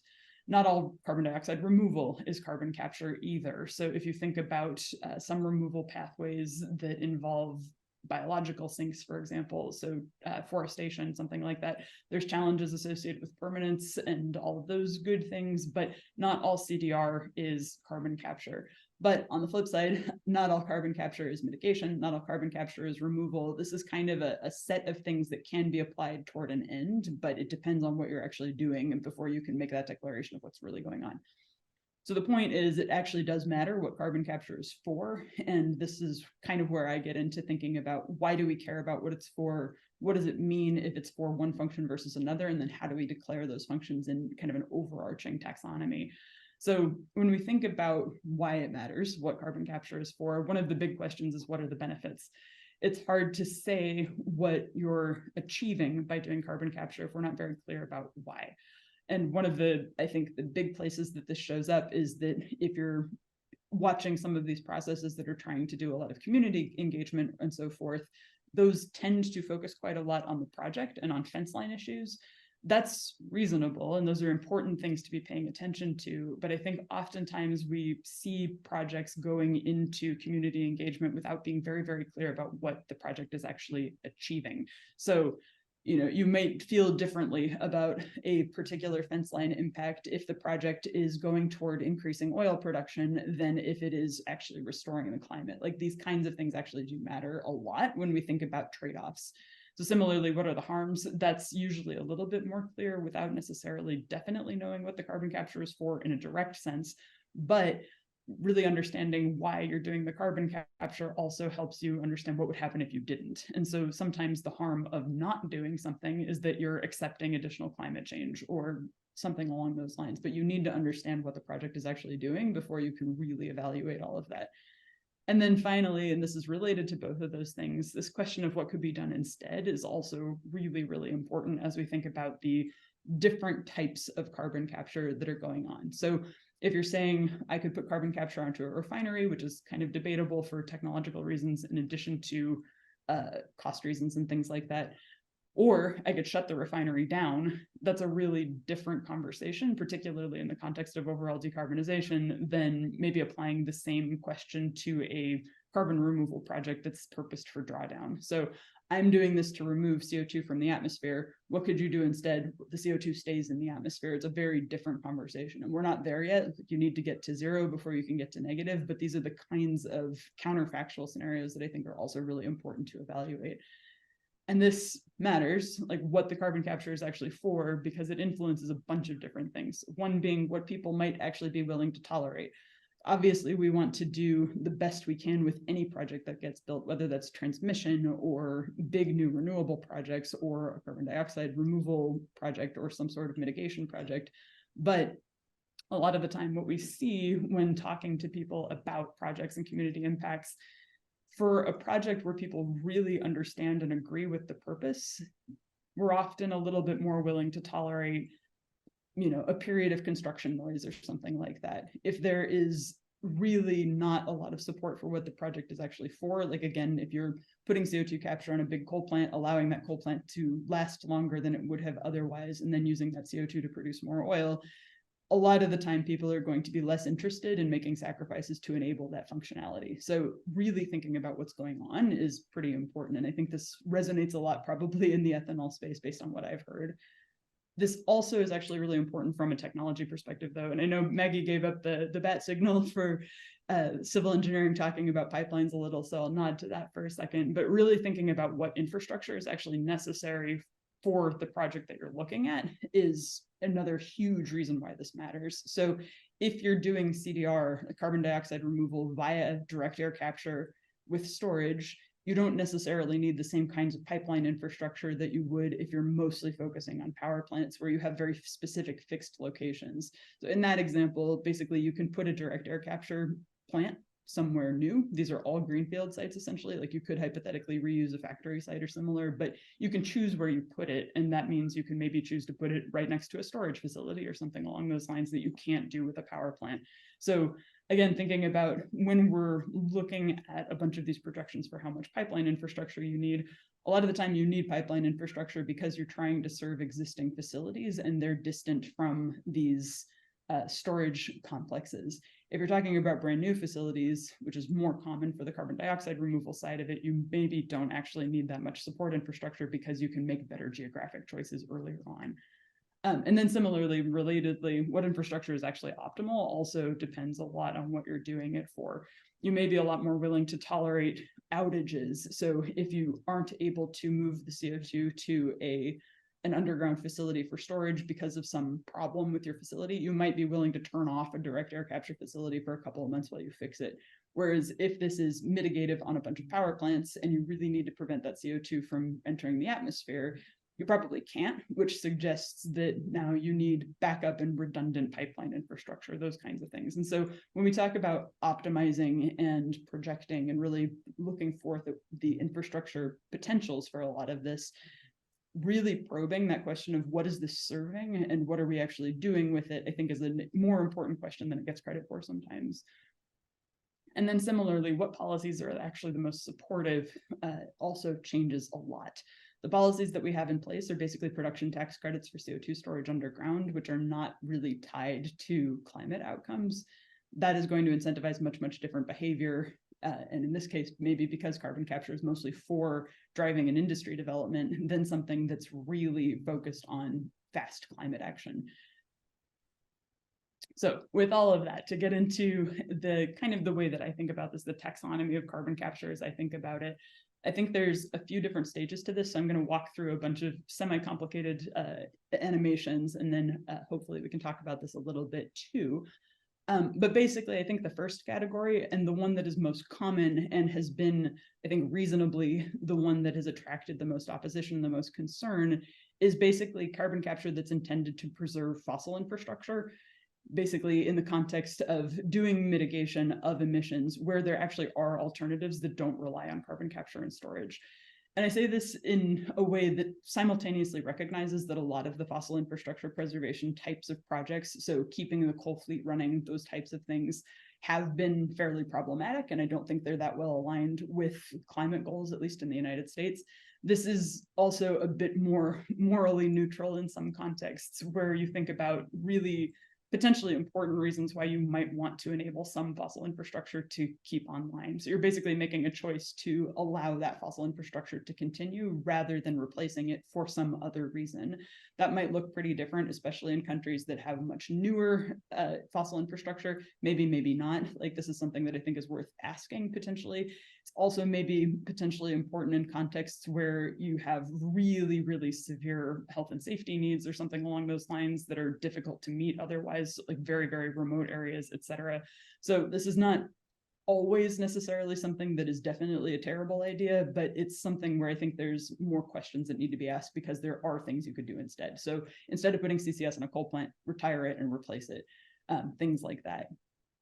The next category, which is also mitigation, is basically carbon capture and storage for mitigation in contexts where there aren't CCS alternatives. Basically, situations where there's not really a possible way of replacing the activity that doesn't involve some CO2 generation. And I'll talk about that in a second. The next category in my mind is now carbon dioxide removal that is purposed for offsetting, essentially. So compensatory removals that are dedicated to allowing some emission to go on, but then using removal to offset it to get to this net zero status. And then the last one is basically removals that are purpose for drawdown. So really getting to negative emissions and doing climate restoration. Categorically, these first two are in the mitigation category. So this is all carbon capture, but the function for the first two is mitigation and the function for the second two is removal, but they have very, very different characteristics. So talked about this already a little bit, but in the fossil infrastructure preservation or mitigation with other ways that you could do this that are not CCS based, the categories are kind of fossil-fired power plants, refining, where again, CCS is a little questionable for some other reasons, but there are some other industrial processes where CCS is an option, but not the only option. One example of this, and again, I'm in Indiana, so this comes up a lot, is in steel, where there are certain and very large ways of making steel that do involve some CO2 emissions, basically because you use metallurgical coal in the process, and that process, which is actually chemically necessary, is also part of the heating elements of this, and so you end up with some CO2 burn off from the met coal. Hypothetically, you could do direct reduction of iron with hydrogen or something along those lines, and a lot of blast furnaces are looking into those alternatives. So it's kind of one of these borderline things where you might install CCS on a steel mill because you're trying to preserve the ability to use met coal there. But hypothetically, you could do something with hydrogen instead, and that might be a maturity question, et cetera. So again, in this sort of fossil infrastructure preservation is not always around just like maximizing profits for the oil industry necessarily. There are definitely those applications too, but this is kind of that category. The next category that I think about is, again, these mitigations where there are not alternatives to CCS that we know of at this point, and this basically addresses non-fossil process emissions. The biggest and most clear example of this is cement, basically because we make Portland cement from calcium carbonate. You're trying to make calcium oxide, which is CaO, from CaCO3, and so when you drive off the CO2 from that calcium carbonate, that's not fossil origin, and it is a necessary byproduct of the cement manufacturing facility process. There are other emissions associated with cement kilns that are fossil-based, and you could think about replacing those fuels, but you are going to retain a fairly significant portion of CO2 emissions that are just associated with the process. This is one that I probably am a little ornery as a civil engineer, and I know we are known for being kind of conservative here. There are emerging alternatives potentially, and one of the most exciting ones, which may move this up into my other bucket, so mitigation where there are alternatives to using CCS, is basically using silicate chemistry rather than carbonate chemistry to make calcium oxide, and there are some breakthroughs there that maybe retain the same chemical properties and would not require retesting and those kinds of things. But until that's ready, there aren't a ton of alternatives to CCS because it's not the case that you can just eliminate cement manufacturing. We don't really have great replacements for cement, that kind of thing, and CO2 is a fundamental byproduct of the process we use. Getting into the removal category, compensatory removal, so this offsetting version, is essentially, again, removing CO2 to compensate for ongoing emissions. So rather than compensating for old emissions from 100 years ago or whatever, this is removing CO2 to compensate for an emission that might be happening simultaneously.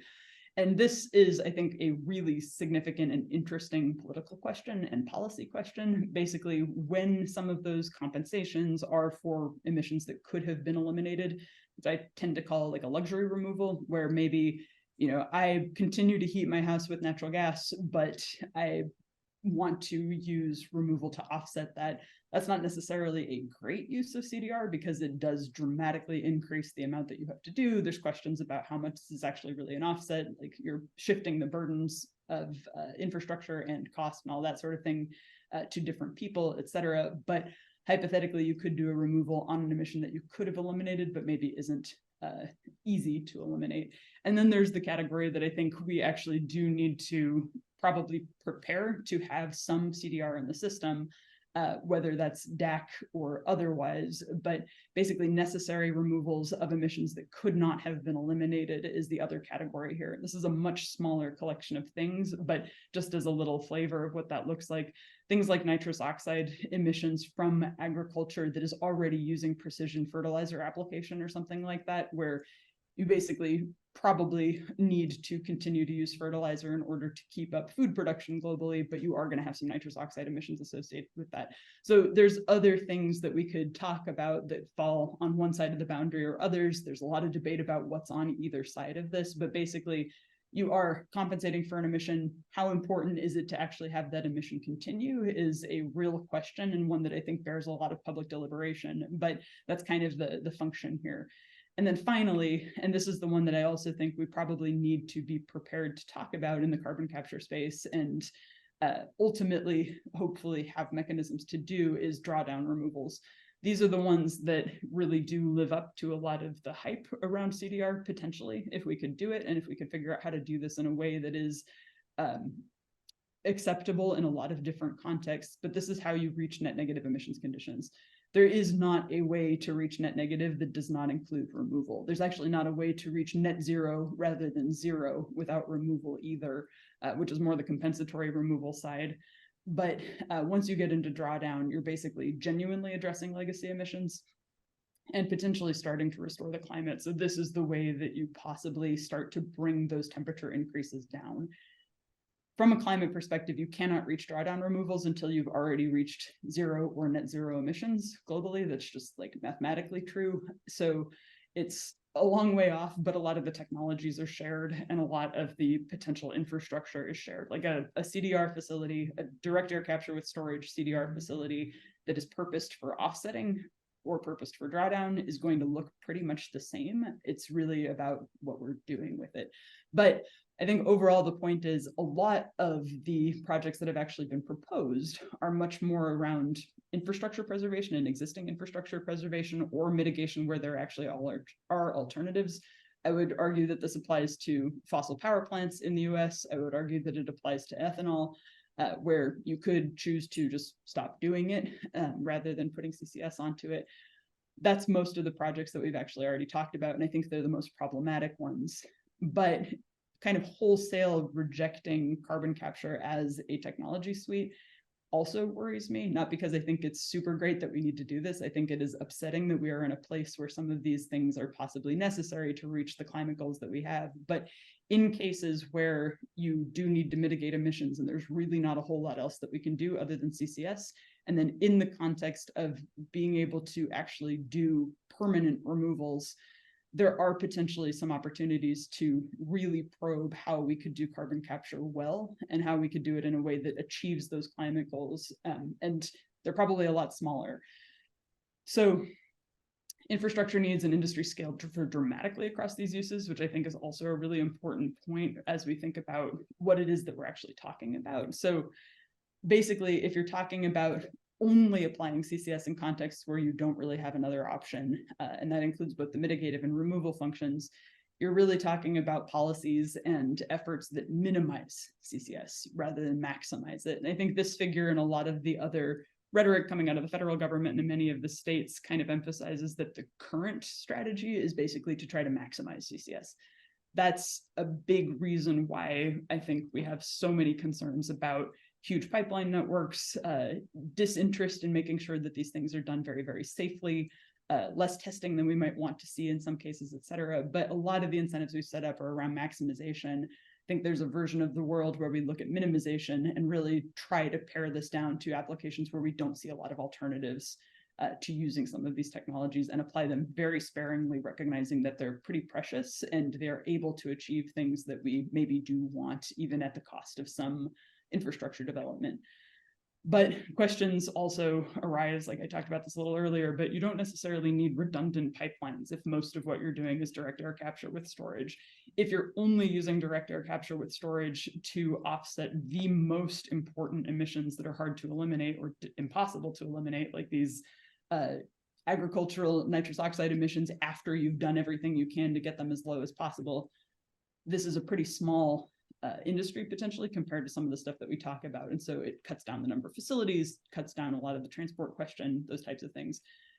Secondary question there is, do we even need pipelines if we're mostly looking at direct air capture? Again, because you could hypothetically site these co-located with storage and really cut down a lot of the infrastructure that we tend to see people talking about as essentially necessary when they're coupled to other industries. And then my last big point is just that governance is a really core issue for carbon capture development more broadly. And I think the path we're on is not necessarily a great one. So people have already talked about this in this session, but current American approaches incentivize maximizing CO2 storage. It's not something that incentivizes CO2 abatement. It's not something that incentivizes cost minimization. It's really just about trying to maximize CO2 storage. That leads to a lot of perverse incentives, but it's also fixable.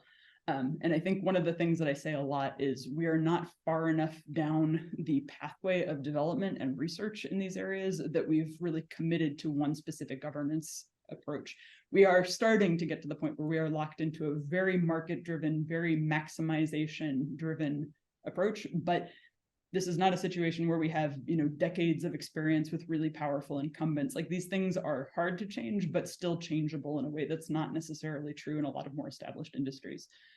In general, I think the use of marketized CDR, where you're selling like 1 ton and allowing people to just purchase a ton whenever they want to, really does encourage substitution of mitigation with these removals. So if I say, hey, company, either you can spend a lot of time figuring out how to reduce emissions from your facilities or from your suppliers, or you can just go to this website and buy a bunch of CDR for a price that's maybe a little higher, but is much less of a pain in the ass.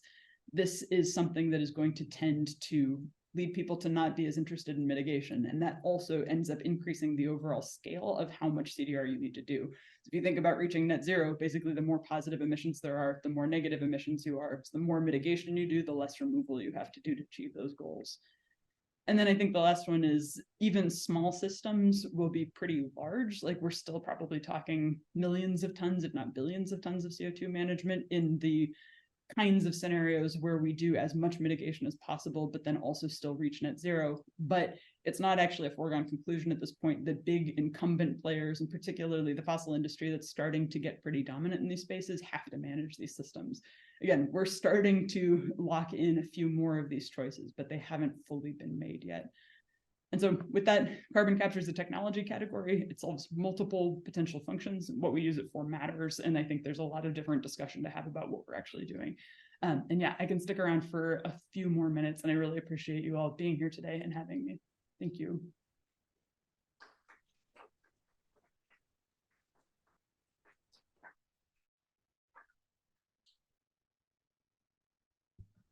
Thank you so much, Emily. Yeah, and so we are now going to finally get to some question and answer, probably not quite as long as we might like, but we're going to ask folks to come up to the microphone here. As Emily said, she has to hop off soon, so would love to lead if there are questions for her, but we can, if there are burning questions from the range of stuff we've talked about previous to this, we can do a little bit of that as well.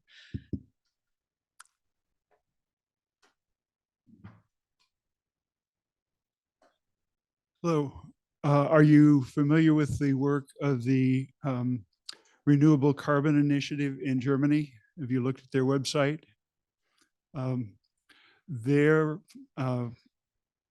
discussing the idea of leaving all fossil fuels underground and recycling what carbon is already above the ground using energy from the sun, wind, solar, basically going 100% renewable, stopping all carbon emission, CO2 emissions that you can.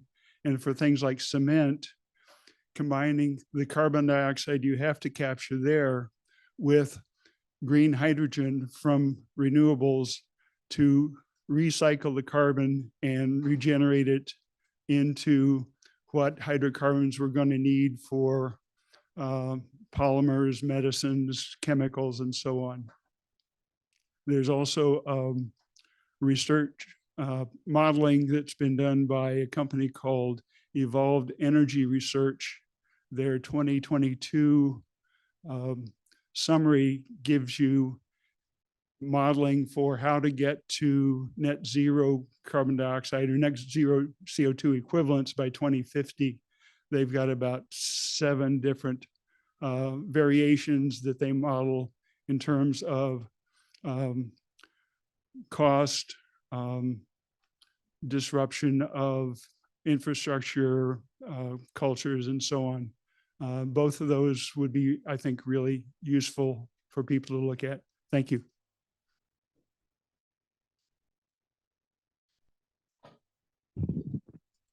Any other questions? Now's your chance. Come on up, Steve.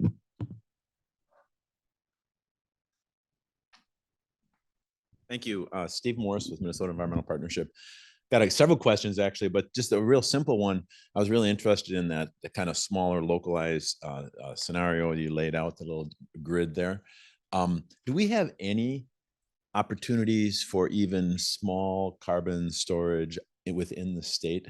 I know we don't have any of these saline aquifers and we don't have any of the ones we look at a national level, but is it possible to do some sort of storage on a different scale? Would we have some locations where that would make sense other than maybe the natural carbon solutions that we talk about? I'll let the Minnesota folks jump on that more specifically, but I think it is useful to recognize too that underground fluid CO2 storage is not necessarily the only way to store. So a lot of the work that's going on things like enhanced weathering, mineralization, et cetera, can actually be done ex situ. And so hypothetically, basically mineralizing that CO2 out of an underground saline aquifer or something like that is possible. It's probably more expensive and part of the reason why you don't see as many people talking about it, but it's certainly possible. Yeah, and the only thing I will add for now, and not to put Hudson on the spot, but he might address some of this in his presentation that's coming up a little bit later. So I won't try to answer it. I will more say maybe some of that will be coming, but a really good question, I think, in terms of what we're thinking about the context in Minnesota, a really important one.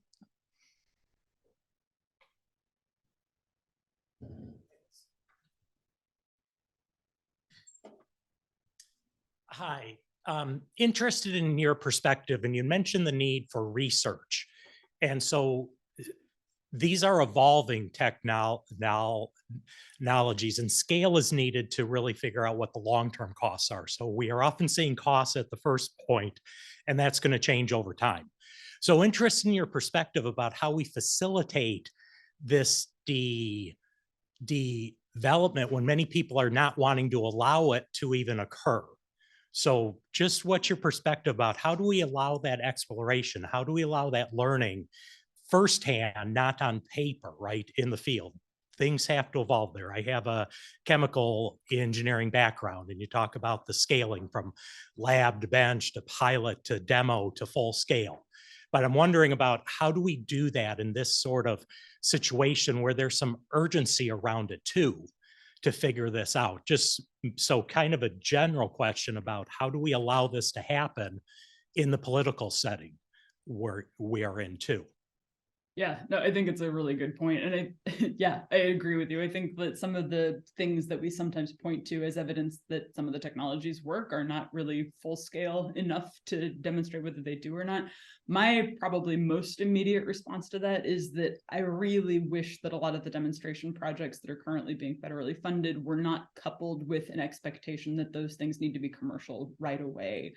I think the fact that we are seeing all of the direct air capture hubs in particular being developed under an assumption that they're going to be selling carbon dioxide removal credits is pretty problematic. Like if we really treated these as research facilities, I think the incentives would look pretty different. And I think that people's reaction might also be somewhat different.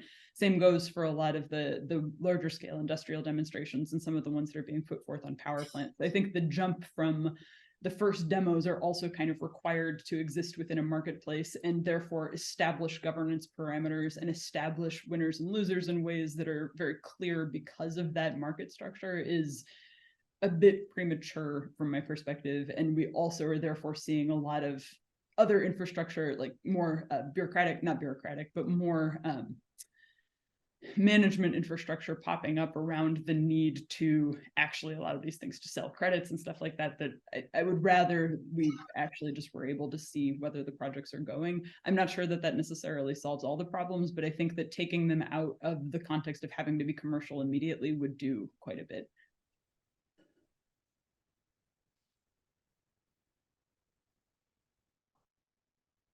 And Dr. Gerbert, if you disagree with me, please let me know. But I would also just remind folks that, you know, in my presentation earlier, I didn't quite get to this point, but a significant amount of money has already been spent by the federal government over the past 20, 30 years. And so some of that development has been happening, but like Dr. Gerbert said, it's kind of been maybe not going in the direction we want, but just kind of to provide that context for folks that it's not like this is just happening now. The funding has been there. The funding has been happening for quite a while. Totally agree with that, and also want to like +1 this point that we maybe have not been spending the funding on the things that we would most like to see. So a lot of the funding that's already gone into these systems has really been for coal-fired power plants. That's probably not the highest priority application of carbon capture. So it's taught us a lot, but also is not necessarily the most climatically important thing to know.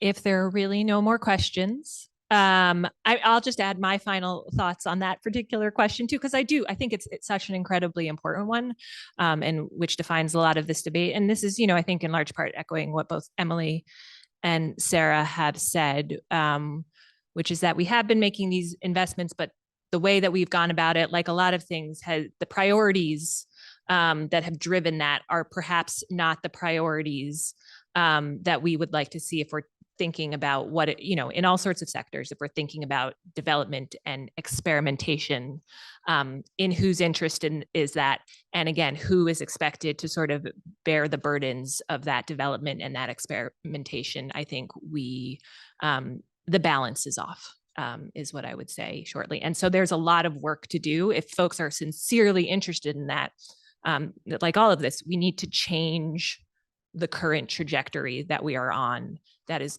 currently leading us to something that looks fairly similar to the already problematic energy and industrial systems that we have.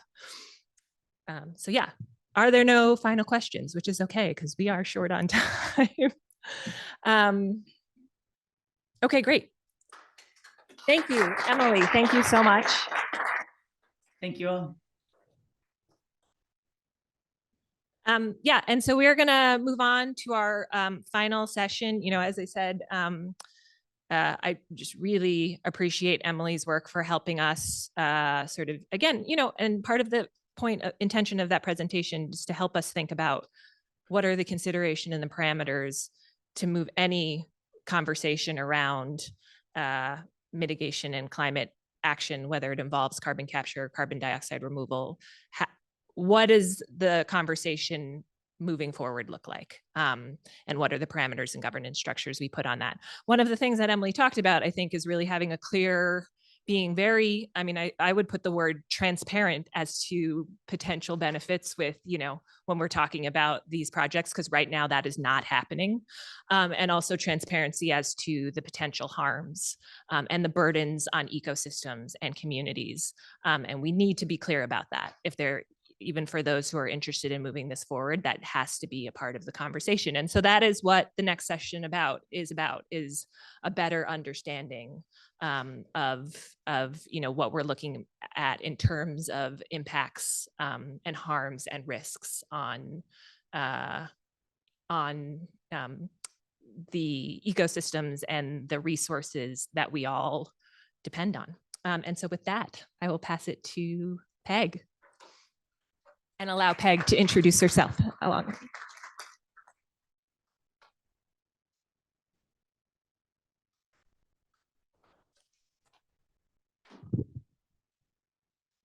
Thanks for being here today. Thanks for weathering the weather, and for all of you who are joining us today online as well. As Maggie said, my name is Peg Fershon, and I have been at CURE for a while now. I'm not going to tell you how long because it might reveal how old I am. But really, if you haven't gotten it by now, you know, we do this work, as probably you do as well, because we have a passion for understanding what's going on in the world around us and for the communities that we serve. So with that being said, based on everything you've heard today, I don't think anyone can deny how complicated and crazy this whole idea is on multiple levels. And when we look at it and we try to figure out what works for Minnesota, what works for communities, what works for us, there's just a lot of things that we need to be really take a pause and think about.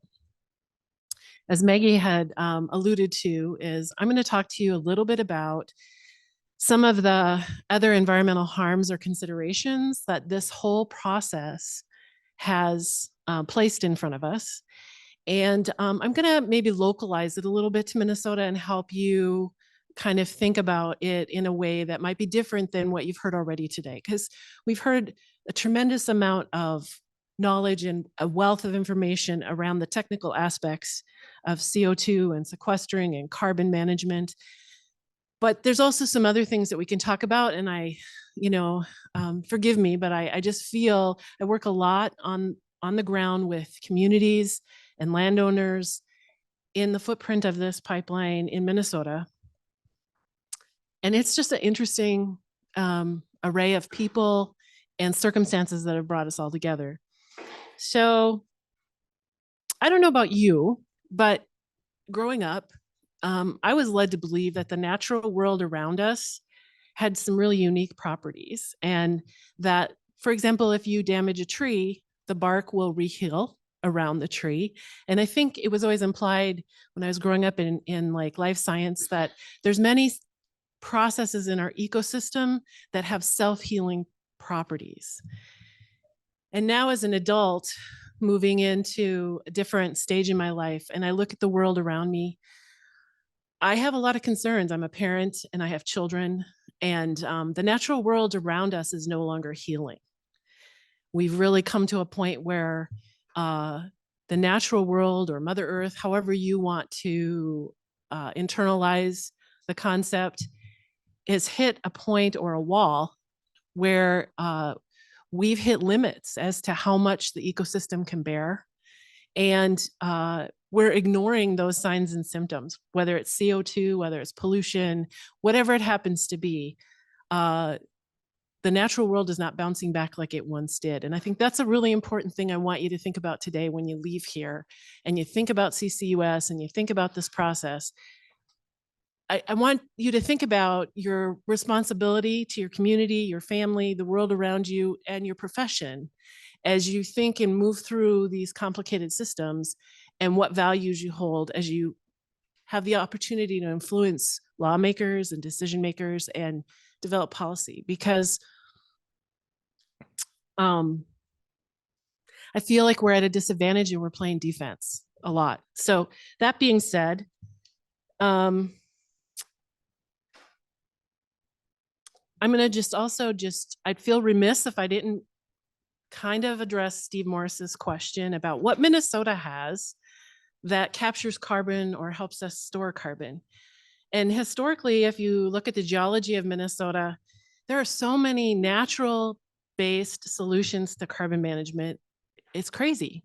But humans came along and kind of disrupted those natural processes. So when you think about Minnesota, you've got old growth forests that hold and sequester carbon. You've got bogs in northern Minnesota, wetlands throughout the whole Prairie and Potholes region. And then you've got the prairie, right? So at one time, Minnesota was upwards of 60% of tall grass prairie, and we are at less than 1% now because of the intervention of agriculture and monocrop culture plowing up those prairies and no longer storing the carbon that they once did. So if you look at our entire footprint of the state of Minnesota, we just used to be one big carbon bank, and we are no longer. I couldn't tell you what we are at now, but I know it's nowhere near what it once was, mostly because I think about the prairie and how much of that's gone. But I know our wetlands have been drained also for agriculture and other community development, urban sprawl.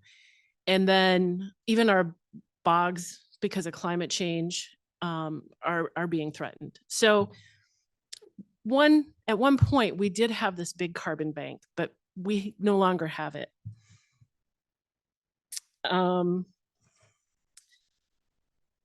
That being said, I've been asked to talk to you a little bit about water. So there's been a lot of details that have been shared so far about this pipeline project that's come to Minnesota. Maggie talked a little bit about the Minnesota footprint being about 250 miles, 245-ish now. It's kind of changing pretty drastically often. And it encompasses 11 counties in Minnesota, all the way from Ottertail and Wilkin down to the Iowa border. And there were 3 lateral branches, so there's no main trunk in Minnesota. There's 6 ethanol plants. And I just want to remind you of some things that you may already know. So when we process corn for ethanol, it takes about 3.5 gallons of water to do that for every gallon of ethanol that we get. Now, with the proposed CCUS project that Summit Carbon Solutions is proposing, they've told us publicly, they've been very non-transparent, and it's like been peeling back the onion. We find out new information about processes, chemicals, amount of natural resources they're going to consume.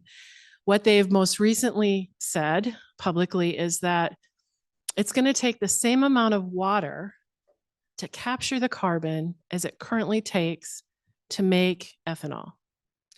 So now we're at approximately 7 gallons of water, and it's fresh drinking water. It's from our surface water, our drinking water reserves, to make a gallon of ethanol. So now the ratio is 7 to 1. It also has been alluded to in the presentations, it's highly energy intensive. So it actually takes more energy to convert the gas to a supercritical state to put it in the pipeline, really negating the carbon footprint that would be saved by sequestering it, because that's not figured into the calculations of its carbon intensity score.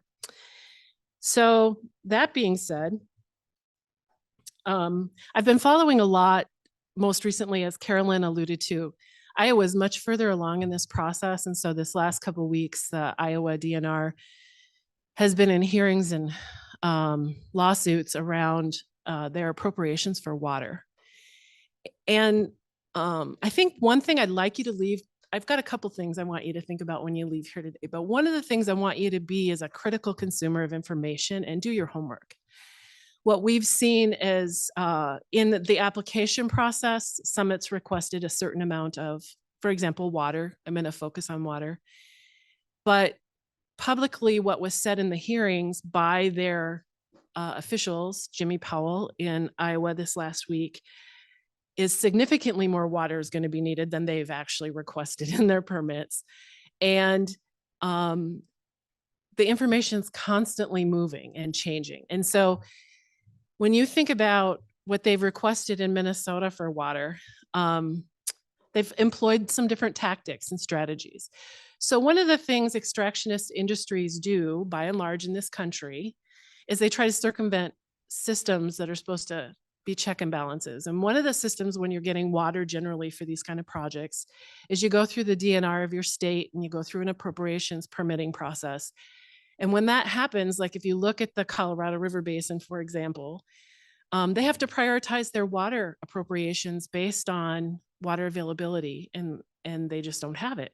And so what happens is they're tiered. And so the best tier to be in is the municipality tier, which is usually the first tier. They get the most access to water, or the first access to water. And we've seen a lot of the extractionist industry circumvent that process and try to go to municipalities and ask for water.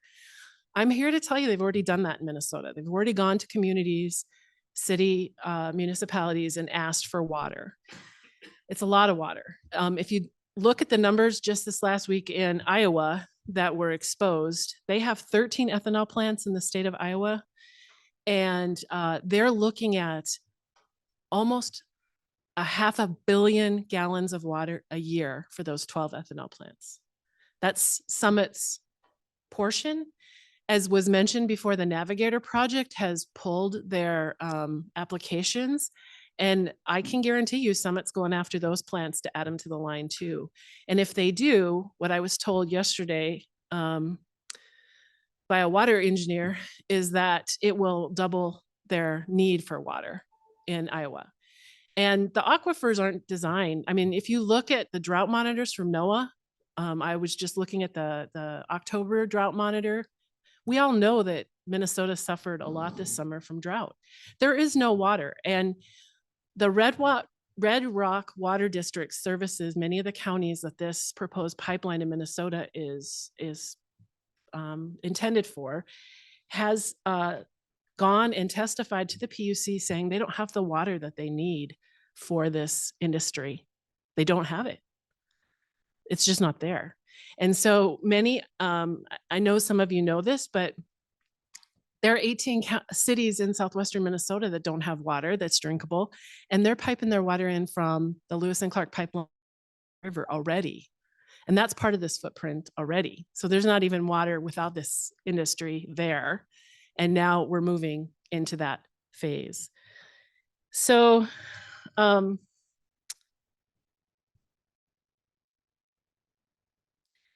guess when I think about the other things related to water that are important for you to know is that the chemical processes that came out also, you know, like when they've applied to Minnesota, to the Public Utilities Commission, they've kind of hidden their processes behind proprietary rights.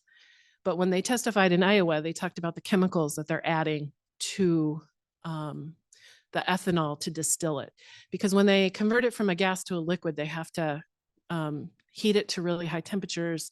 They have to get all of that water out because it's highly corrosive, as Maggie referred to. When the water mixes with CO2, it creates carbonic acid. And, you know, all of the presentations I've talked about, all of the test projects that have happened over the last 2 decades that have been funded by public money have failed. And they've failed a lot because of infrastructure failures, because of corrosion and inability to reach the goals to be effective, to get to the goals that they need to get. And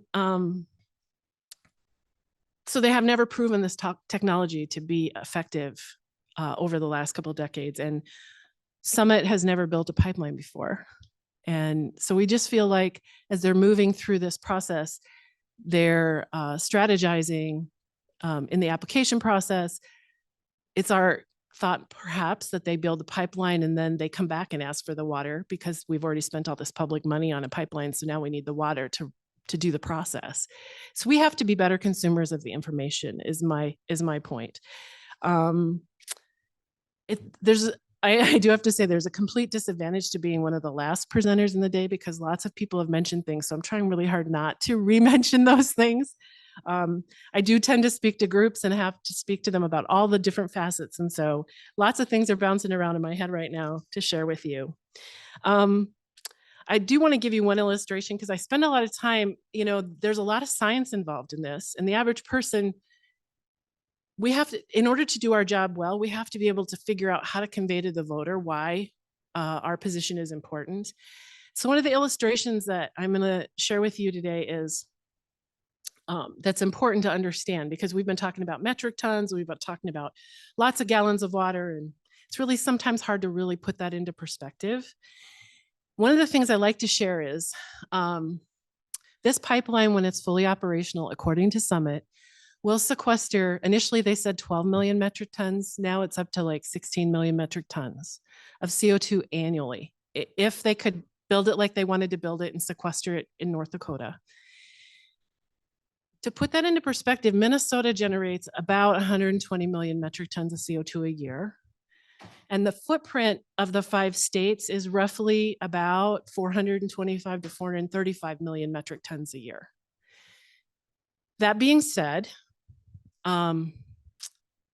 if they can get to their full capacity, which right now they're only at 9 million metric tons contracted, with the 34 ethanol plants that they currently have on the contract, they've got an estimated 9 million metric tons of their capacity contracted. That alone is problematic, and to think about it is what other industries are they going to put on the line that might be more egregious than corn ethanol CO2, that have other impurities and other challenges that we have to be really aware of. But secondarily, if they were able to sequester, let's say 16 million metric tons a year, that's like taking a 5-gallon bucket and filling it with water and spending $4.5 billion on a spoon and taking 3 tablespoons of water out of that bucket a year. That's it. I don't know what kind of business model that is, but it does not, if you were a private company and you had to finance this based on outcomes, economic outcomes that didn't have public tax dollars funding it, you would never be able to do that. You would go bankrupt, right? That's what this is like. It's like, if it's fully operational, 18 million metric tons out of a footprint of 425, just for the sake of an example. And this is all we're focused on. Seems to be like where all the eggs in the basket are going. And again, it favors the industry, it favors the polluters, it's not changing behaviors. And some would even say it's a Ponzi scheme, right? We're just moving parts around and pretending we're making a difference, but we're really not. Because we know when we think about the natural world, if we put something where it's not intended to be, like we take the CO2 and we put it in the ground, it's got migratory properties that are always moving. And we know from what we've seen in the fracking industry in like Oklahoma, years of fracking have made that geography unstable. We've seen that in North Dakota. We've seen it with the fracking industry in North Dakota in the 90s. So will the CO2 stay there? They don't know. They've never done it before. We do not know, right? So it's kind of a chance that it's kind of like a rodeo and we're along for the ride. The other thing I would just say is I'd like to leave you with is most of our systems, not just in Minnesota, but in our country, favor economic advantage and industry, polluting industry, right? All of our policies, like even when we go to the PUC and there's really egregious like merits to the concerns that we're facing, there's policies in place that protect systems that allow industries to come in and experiment with our natural heritage for private profit gain, right? So as we're moving through the next decade and we're faced with policies and the ability to help advocate, I really encourage you to think about our best investment in Minnesota is our natural heritage. It's our water, it's our land, and we're already in trouble. You know, for the land of 10,000 lakes, more than half our water is already impaired and polluted. And, you know, so people around this country think of us as this water-rich state. And we do have a lot of water, but it's not all water that we can use. And so I think if we're thinking about the next generation, our children and our grandchildren, we have a responsibility to be good stewards of the land and to care for communities, frontline communities, rural communities. One last thing I do want to mention about the footprint of this project in Minnesota is that if this pipeline is approved and once it's put into these 11 counties, they will then become pipeline corridors. And as was alluded before with other presenters, once that happens, that impacts the land forever. The land never goes back to what it was. The landowners never, even though their land will be all ripped up to put this pipeline in and they'll be able to plant crops again, they'll never get the same yields that they got. We know that. We've already seen that from other pipeline projects. And the earth and the natural heritage will not heal itself. It will always have the scar of what we have done to it by putting it in. And so when you think about all of the things you've learned today, and you still have a little bit more to learn, I really want you to think, is it worth the risk? Is it worth letting a company, out-of-state company that's rooted in fossil fuel investors to come in and experiment with our natural heritage and our water and our land so that they can put money in their pockets? Only you know that answer and only you know what you're going to do with that. But that's one of the things I wanted to share with you today and leave with you today.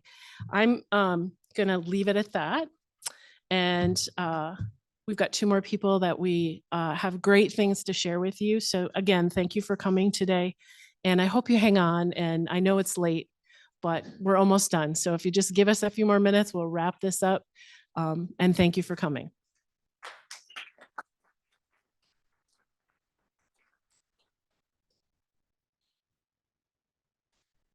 Yeah, just as Peg said, you know, with this recognize that it's 12:30. Folks have not had lunch, but so if you have to leave, no hard feelings, but we do hope you'll stick around because there's some interesting stuff.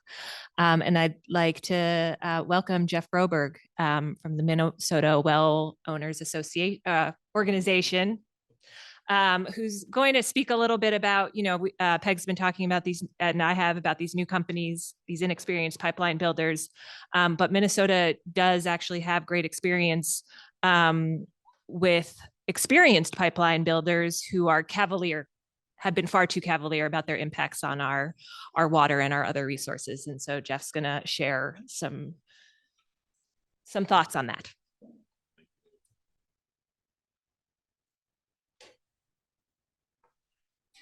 Thank you, everyone. I'm Jeff Broberg. Really happy to be here and see all these great presentations today. It's given us a world view of what we're dealing with climate and industry and investment and incentives. I'm going to take a little different track and maybe a little history first. I'm a licensed professional geologist. I worked in the oil field for 10 years. I have guilt.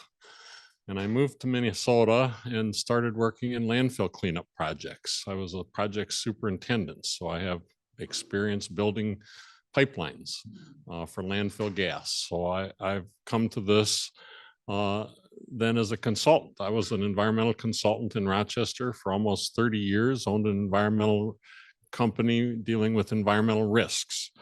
So I come to this from a lot of different professional perspectives. I know the geology, I know the hydrology, I know the construction techniques. And I retired in 2018 from corporate life and transitioned to dedicating my time to nonprofit work to protect water and help start Minnesota Well Owners Organization, an organization that is concerned with ensuring people have safe drinking water at their kitchen sink. We hold water testing clinics across the state. And at one of those clinics 2 years ago, a native friend, this is up on the White Earth Reservation, sent me a paper that was a violation order for Enbridge on an accident they had that ruptured an artesian aquifer. And it was a subject that I was familiar with. I'd done some professional work on artesian aquifers. It's one of the most difficult things to control. It's something that drillers hate. You drill into an artesian aquifer and you're going to be soaking wet day and night until your job is done. The water is very difficult to control. And at Clear Brook, they dug too deep, came too close to the confining layer, and the water burst up onto the ground and created quicksand at the site. It was immediate. It was dangerous. People knew they had to back away, and yet they concealed this from the agencies. They reported it as dewatering difficulty for a site that was losing 2,000 gallons a minute.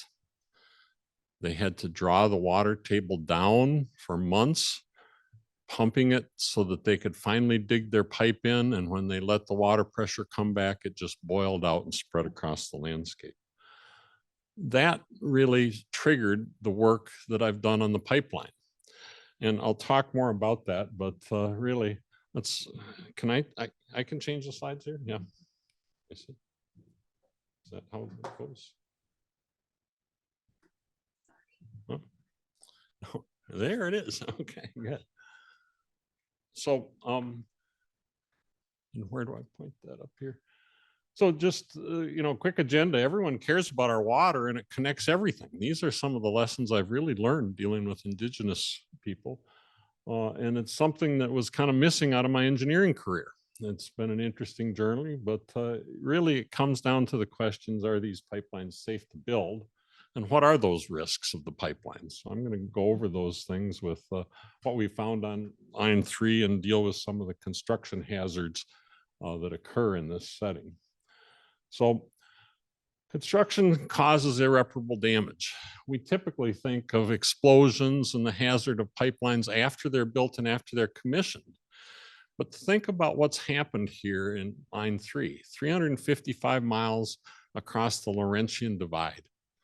across the very headwaters of Hudson Bay, the Mississippi River, and the Great Lakes. A trench, a minimum of 8 feet deep, through wetlands, streams, rivers, lakes, across the entire countryside in a swath that was pledged to have no permanent impact. I was incredulous when I read that in the permits.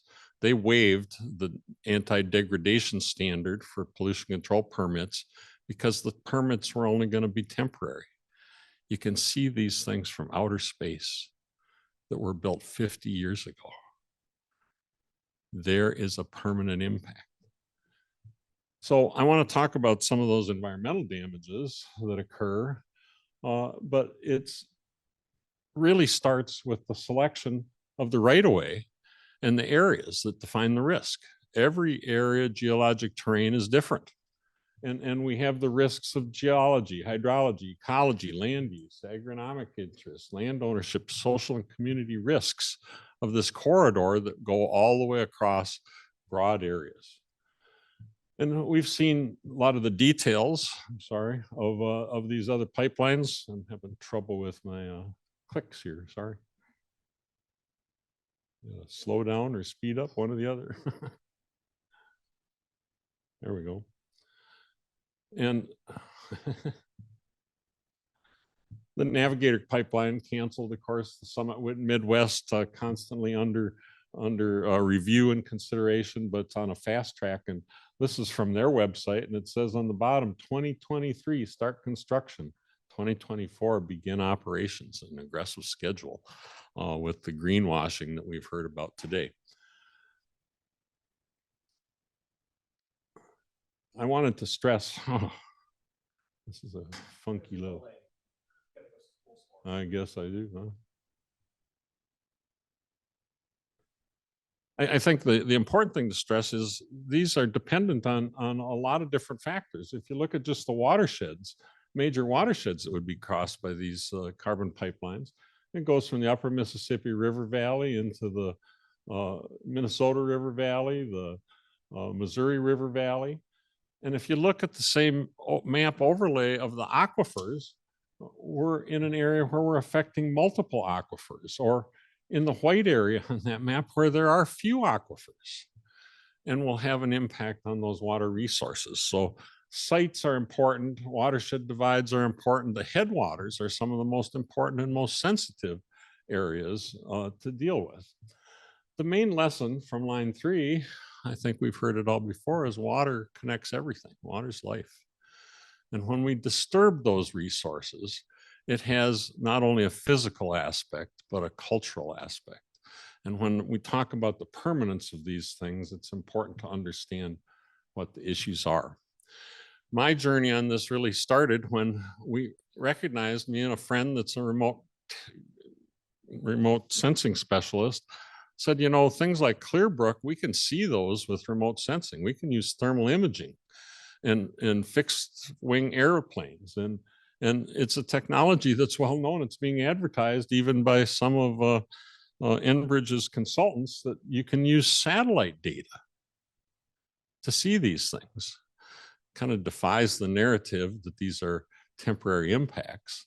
But we have the tools from space or from fixed wing airplanes to see these permanent changes in the landscape. And that's what we've done with line 3. We got a group of 5 different operations together, raised $54,000, did a high resolution flight of the entire line, 355 miles, so half a mile wide. And we can see both the natural and the unnatural features.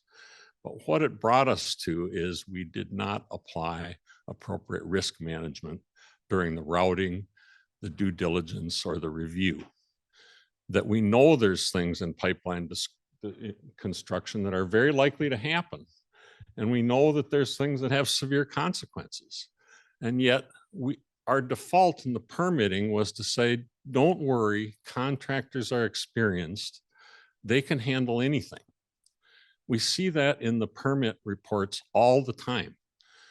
They say, let's have a standard plate to tell us how to deal with this. And if it happens, we're prepared because we have a plan for it. But they don't define where these things will happen and are unprepared to do the work until it happens. And just like Clearbrook, it's a surprise when the water comes welling up and your work site turns into quicksand. We don't think that's an appropriate approach. So one of the things we've done, and I'll talk about Weduqawad a little more in a minute, but one of the things we've done is taken that thermal data that is so high resolution, 1/4 meter, 1/3 of a degree centigrade in 1/4 meter. We can see the difference in temperature between groundwater at 45 degrees and frozen ground without a doubt. But we thought nobody's going to believe this. We found 45 sites on the pipeline where right in the pipeline trench we have upwelling groundwater. So a small group formed and said, we're going to go and check. We're going to dispatch people to those areas on public land or where we have access and check these sites. And in every one of them, they came to the site with their thermometers and they could see the water upwelling, and we could take water samples and see that it was different than the surrounding waters, and we could see the flow. And we put together now a manual of 10 different construction hazards that we see, and we can count, and they're all predictable. Frac outs, the issue of directional drilling, horizontal directional drilling, is oftentimes drilling 60 feet below. At the Mississippi River 1, the fracking out was a boring 60 feet below the water level. It collapsed from the top, created a bubbling up of the mud while they were drilling. That happened in at least 28 sites. They said in the reports, the engineering reports, they said it's low risk, and even then, contractors know what to do. We can install the pipeline. What they didn't say is they could protect the water. They were efficient, extremely efficient at putting the pipeline in, did it in record time, 300 miles in a year, but they didn't protect our water. French drains are well known.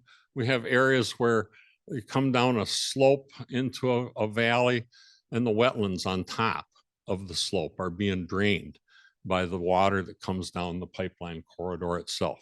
And we have good examples and pictures of this where it's occurred on the pipeline.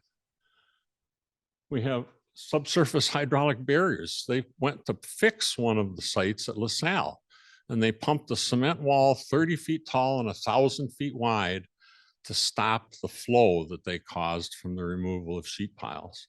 And now they blocked the hydrology and have had a permanent disturbance to the ecosystem that's dependent on that groundwater. We have dewatering and compaction. They're out there all summer long, filling in where the trench was, but it happens off the pipeline corridor in the same way because of the removal of the groundwater. And we have year-round soil heating. This is one of the things that surprised us. Every time that pipe is being pushed up a hill, down a hill, or turns a corner, there's a friction that occurs, and we have plant growth all winter long, disturbing those ecosystems forever, changing their winter environment to something that's more akin to spring. And other issues we did not have on line 3 of blasting, but a well-known feature where you blast along a hillside, and then what happens with the water that drains down the hillside and the subsurface, it's captured by that new trench. These are all well-known hazards. They're all mappable, but we have allowed permits to be issued saying, don't worry, folks. We understand these are problems. We have contractors that can take care of these things. This is a picture of our thermal imaging. It only costs $54,000 to do this. We're advocating that the state do it again to confirm what's going on here. We advocate that pipeline routes have this work done beforehand. We want to see this work on line 5 on the carbon capture pipeline at the right time so we can evaluate what the natural condition is of the flow of groundwater out into the surface, into these wetlands, lakes, and streams. And Weduqawad, this is an example of the thermal imaging and the resolution. This was the Fond du Lac Reservoir. The red and yellow colors are the groundwater that's being released from that aquifer at a rate of 2,000 gallons a minute. And we can see the flow path of that water all the way down these lakes and ditches all winter long, keeping that unfrozen. That was the warmest winter that those beavers and muskrats ever realized. They had groundwater all winter long. But that's not what was in the permit. They weren't supposed to have these sorts of damages. So Wadukawad had a group of people, trouble again, that went out and we gave them coordinates, and they went out to these amazing environments that people don't go in the summer. A lot of this work for Enbridge had to be done in the winter on ice roads and board roads. And this group of people went out there with sampling instruments, to GPS instruments to find these spots. And in every one of them, we identified on the thermal imaging, we found this upwelling water, upwelling mud, the changes in water chemistry that are coming out of the water onto the surface. And we discovered things like blowouts that haven't been addressed, bottomless holes where the water has upwelled out of the pipe trench, or the remediation sites totally failing, and the differences in the water quality across here. So we have really good confirmed evidence of what's going on. So can we keep our water safe in these environments? We don't think so. We haven't even started to address the impact to drinking water supplies. We see the ecological impacts on these water dependent ecosystems, but we've got to stop talking about it and do something. And what we need is better due diligence. The Corps of Engineers has done a lot of work with pipelines in the Gulf Coast, and they have real specific requirements for horizontal drilling to do borings every 200 feet and to make sure we have all of the data about the groundwater and the groundwater pressures. And we ignored all that advice. And we allowed Enbridge to make their own plans and approve those. They need more borings. They need all of the soils information, the hydrological information, the groundwater information to make these decisions. And we shouldn't be fooled by the permit promises that, oh, we know how to take care of this, we can put in the pipeline. There's no doubt they can do that. They can get the pipeline operational in record time, but we've proven that they can't protect our water.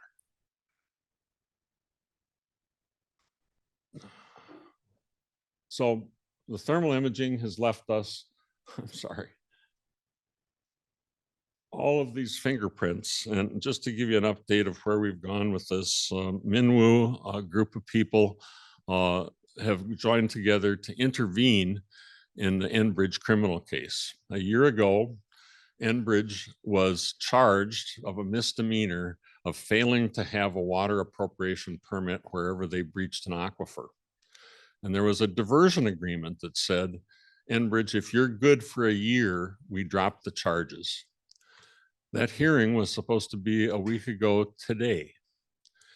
We've compiled proof of 8 sites where there's continuing ongoing flow that requires permits and have been ignored by both the state agencies and Enbridge. And we say that's prima facie proof that they violated the law, that those criminal charges should not be dropped. So we have a series of interveners, Minnesota Well Organization, the Defend Water, people from RISE, Indigenous Women's Coalition, and we're going to the court, and we've learned now from the Assistant Attorney General that they intend to file a motion to dismiss the charges. We need public help. We need people to tell the Attorney General that it's not appropriate. We need people to tell the agencies that you can't let these things occur and not address them. We need the governor to know that we can't give license to affecting our water resources for any of these types of projects. Now, the carbon dioxide pipelines through a much different terrain, but it will face the same sorts of problems in these headwaters. You'll face the challenges of geology, the landscape, the interaction of the groundwater with the surface water, and it's permanent. We can see these things from space that are 50 years old. They don't go away. And that wasn't the promise we were made. Instead, we have swaths of trees cut for the pipeline. We have restoration projects that have come in and had to clear cut 20 acres of trees to restore the pipeline again with slash. And we see a repeated damage. We want no more damage. We want Enbridge to be accountable. We want the Corps of Engineers and state agencies to prevent these things from happening in the future. Thank you.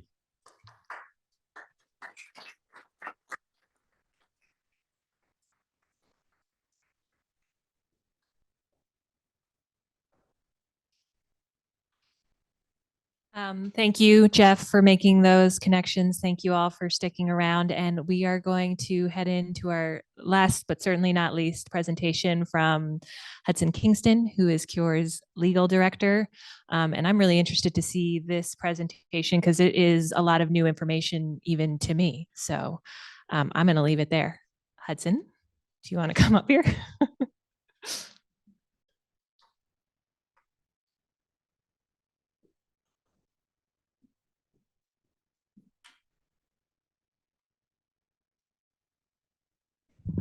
Hey, everybody. Can you hear me all right? Sorry, we're so far behind schedule. It was not my intention to keep you from your lunch. If you want to get up and stretch your legs, I know it can be hard to sit for such a long period of time, but hopefully, as Maggie was saying, I'll give you some information you don't have before. And also I will, in the spirit of Jeremy Fisher, I will talk real fast. So hopefully get through this in a reasonably speedy way. Mine is called Public Forest Land as Carbon Wasteland, Proposed U.S. Forest Service Rules on Carbon Capture Disposal. And this is going to tie together a lot of things that people have asked about or talked about. Steve's question about what's going to happen in Minnesota, lots of other issues all the way from the beginning of our day. And I'll try to remember all those things as I'm talking. And I'm going to use a laser pointer. So there's this lovely sign outside the Superior National Forest. It's your choice, this or this. And if you can't see, it's healthy living trees and dead trees. And that's sort of the theme of the presentation. So I'm going to cover 3 topics and talk fast. Like I said, what is the Forest Service proposing to do, implications in Minnesota, and larger context and concerns. As we all already know, the Forest Service is a federal agency that manages our national forests, and we are blessed to have I don't even, that's the middle of my presentation. I am going to start with what they actually are going to do, but they are a federal agency and they manage lands on behalf of you, the taxpayers, the public. You don't have to read all of this, but this is what the Forest Service has said they were going to do. They said it in the middle of June of this year, and they said that they were going to make a fundamental change to their permits. And for the first time ever, they are going to allow permanent permits for use of Forest Service lands. They have never done this, not once. And specifically, my yellow highlight there is permanent carbon dioxide sequestration on National Forest Service lands. So they not only are going to change the conditional use permit system, they're going to also try to make it only accessible to carbon dioxide sequestration companies. This is a huge about face, a 180 from a federal agency that has always refused to do so. And that shows the seriousness and the I guess, commitment of the Biden administration to getting its federal agencies to lock in carbon capture as a technology that they are supportive of. This is the exact language that they are proposing to amend, and I've highlighted it in red. Currently, if you apply for a conditional use permit to use a national forest and you say you're going to use it, you want an exclusive or perpetual right to use the national forest, the Forest Service says, no, we will never let you do that. It's an absolute bar, and that's what they're proposing, that they will any day now issue draft rules that would propose to change that. And when I say that they've never allowed this, it has come up before. The last time they updated this permit was in 1998. And utility companies asked them, they said, we want an exclusive and perpetual right to use national forests. We are utility companies. We have the public's interest in mind. We need to maintain roads. We need to get to our power lines. We need this, and society needs this. And the Forest Service, in another giant paragraph that you won't have to read, I swear, said, absolutely not. We will never let you do this. It has been our longstanding policy that you cannot take a public good, a public land, and privatize it with a permit that locks out anyone else from using it. Specifically, I have highlighted in yellow a chunk of this giant paragraph, and now I've blown it up gigantic for you. To grant such use would in effect grant fee title, so ownership, to federal land to an authorization holder. Longstanding congressional and executive branch policy dictates that authorizations to use National Forest Service lands cannot grant a permit holder an exclusive or perpetual right of occupancy in lands owned by the public. But that is what they have proposed to do in rulemaking that'll come out any day now. I actually expected it on Friday, but here we are, hasn't come out yet. And this is, when they say that it is a president or an executive and congressional policy to not allow this, they were right in 1998. There are many laws that govern the Forest Service. There's their Organic Act, which establishes the Forest Service, the Multiple Use Sustained Yield Act, and the National Forest Management Act. All of these require the Forest Service to manage the renewable resources on the lands for sustainable yield. So obviously there's something to be said about cutting down trees isn't always good for that individual tree, but they are managing those forests for sustainable yield and not utterly destroying them. Even an example that has come up in articles, people say, oh, well, they allow mining in national forests, so this is just mining, right? Well, no, even under our mining laws, ask the good people of Polymet, you cannot build an open pit mine on national forest lands. You have to buy the land from the Forest Service and give them an equivalent amount of land.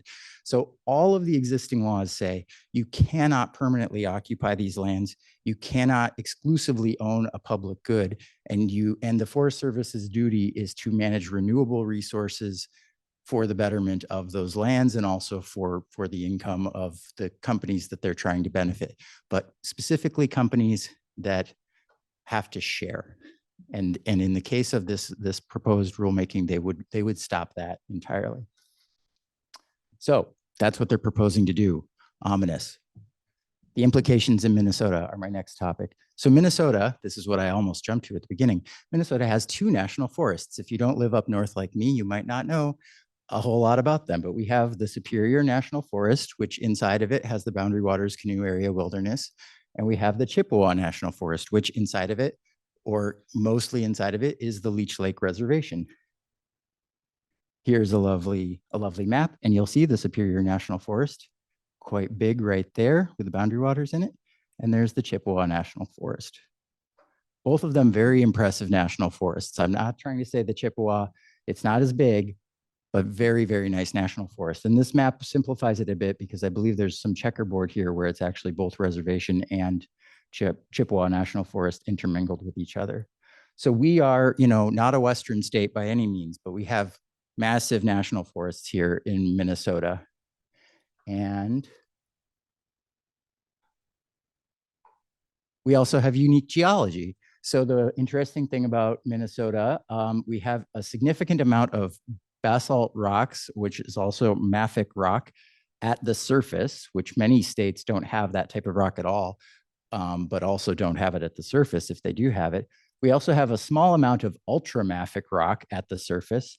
And we also have the only large iron mines in the country. So I'm so happy that Dr. Gruber brought up the iron making process, the steel making process, she said specifically in Indiana.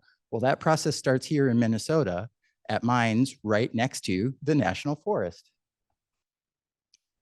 What is mafic rock and ultramafic rock? Well, if you look at Hawaii, the whole thing is mafic rock. So it's a volcanic type of rock that's bubbling up out of the ocean and is a basalt, as far as I know. I'm much like my colleague Sarah, I'm not a scientist, I'm a lawyer, but I'm trying to explain it.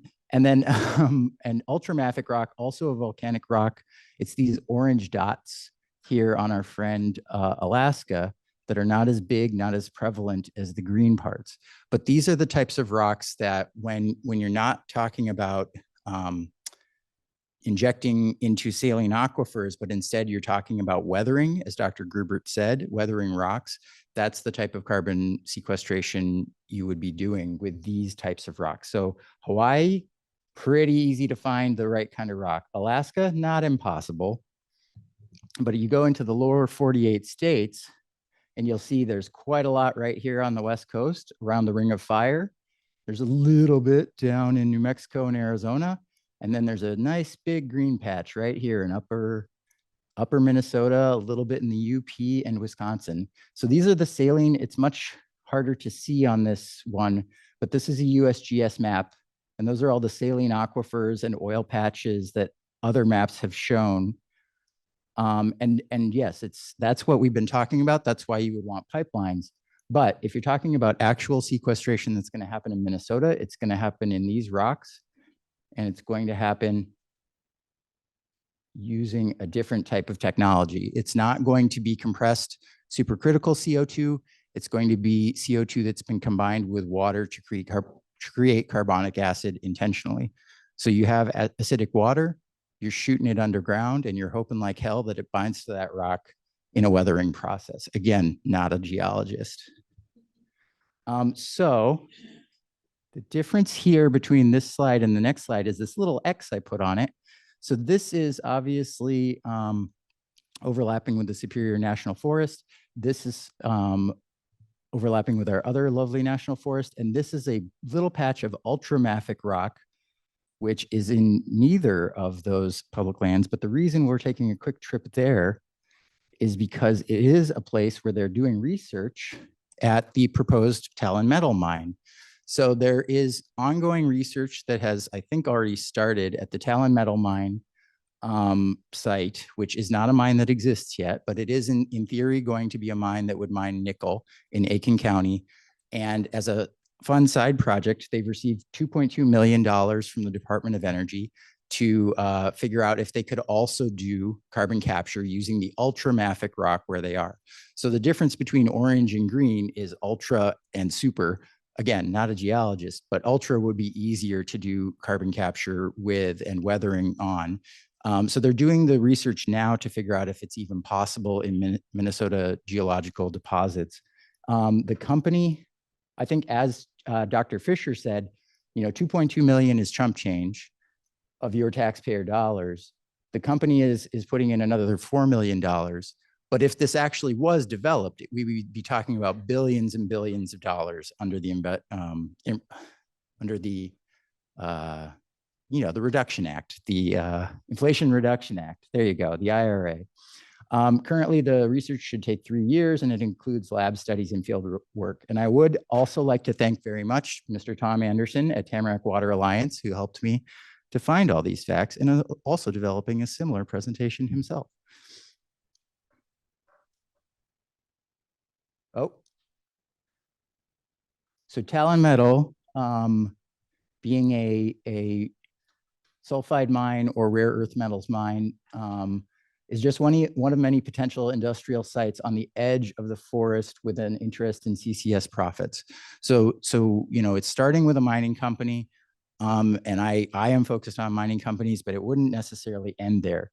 And so going back to that USGS report that overlaps both the relevant geology along with huge sources of CO2 emissions, I think a lot of people in this room can tell me what that big yellow dot is, but I'll tell you it's Boswell Energy Center, a giant coal plant.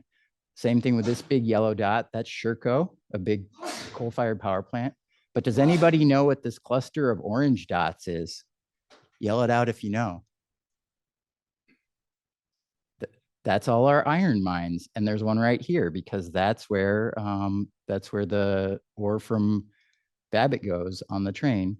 So all our iron mines are clustered right here, right around here. Here we have, whoa, hit the wrong button by a lot.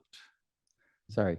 So down in the cluster around Duluth, there are more paper companies and waste management facilities, and all of these are producing up to 2 0.5 million tons of carbon emissions, according to this map. So they are not all on the same level, but they are all pretty big sources of carbon emissions. And just to illustrate why I'm focused on the smaller dots and not the bigger dots, this is just a list of 2022 emissions.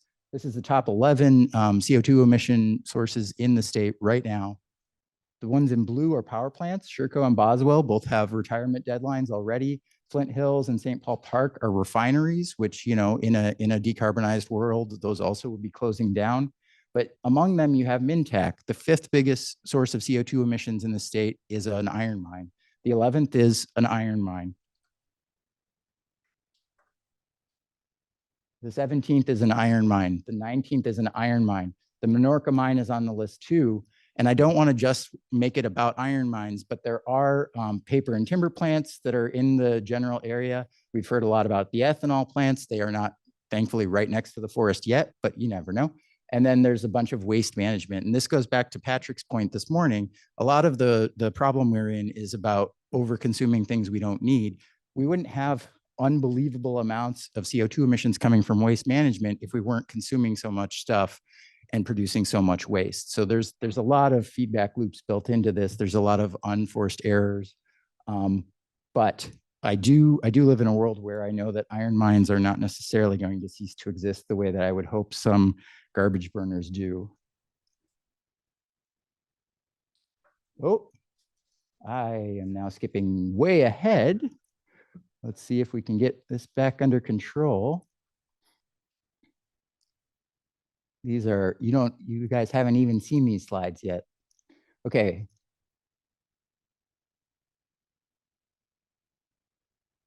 So this was just me trying to return to this map for a second to again show you where they're all positioned near the geological deposits, and just sort of point out that these plants are not going to close down the way that Boswell or Sherco eventually will, right? We are going to continue producing iron in Minnesota because we are the only source of iron in the United States of America, and that industry is in a good, has a good deal with the politicians of Minnesota, shall we say. They're not going out of business tomorrow.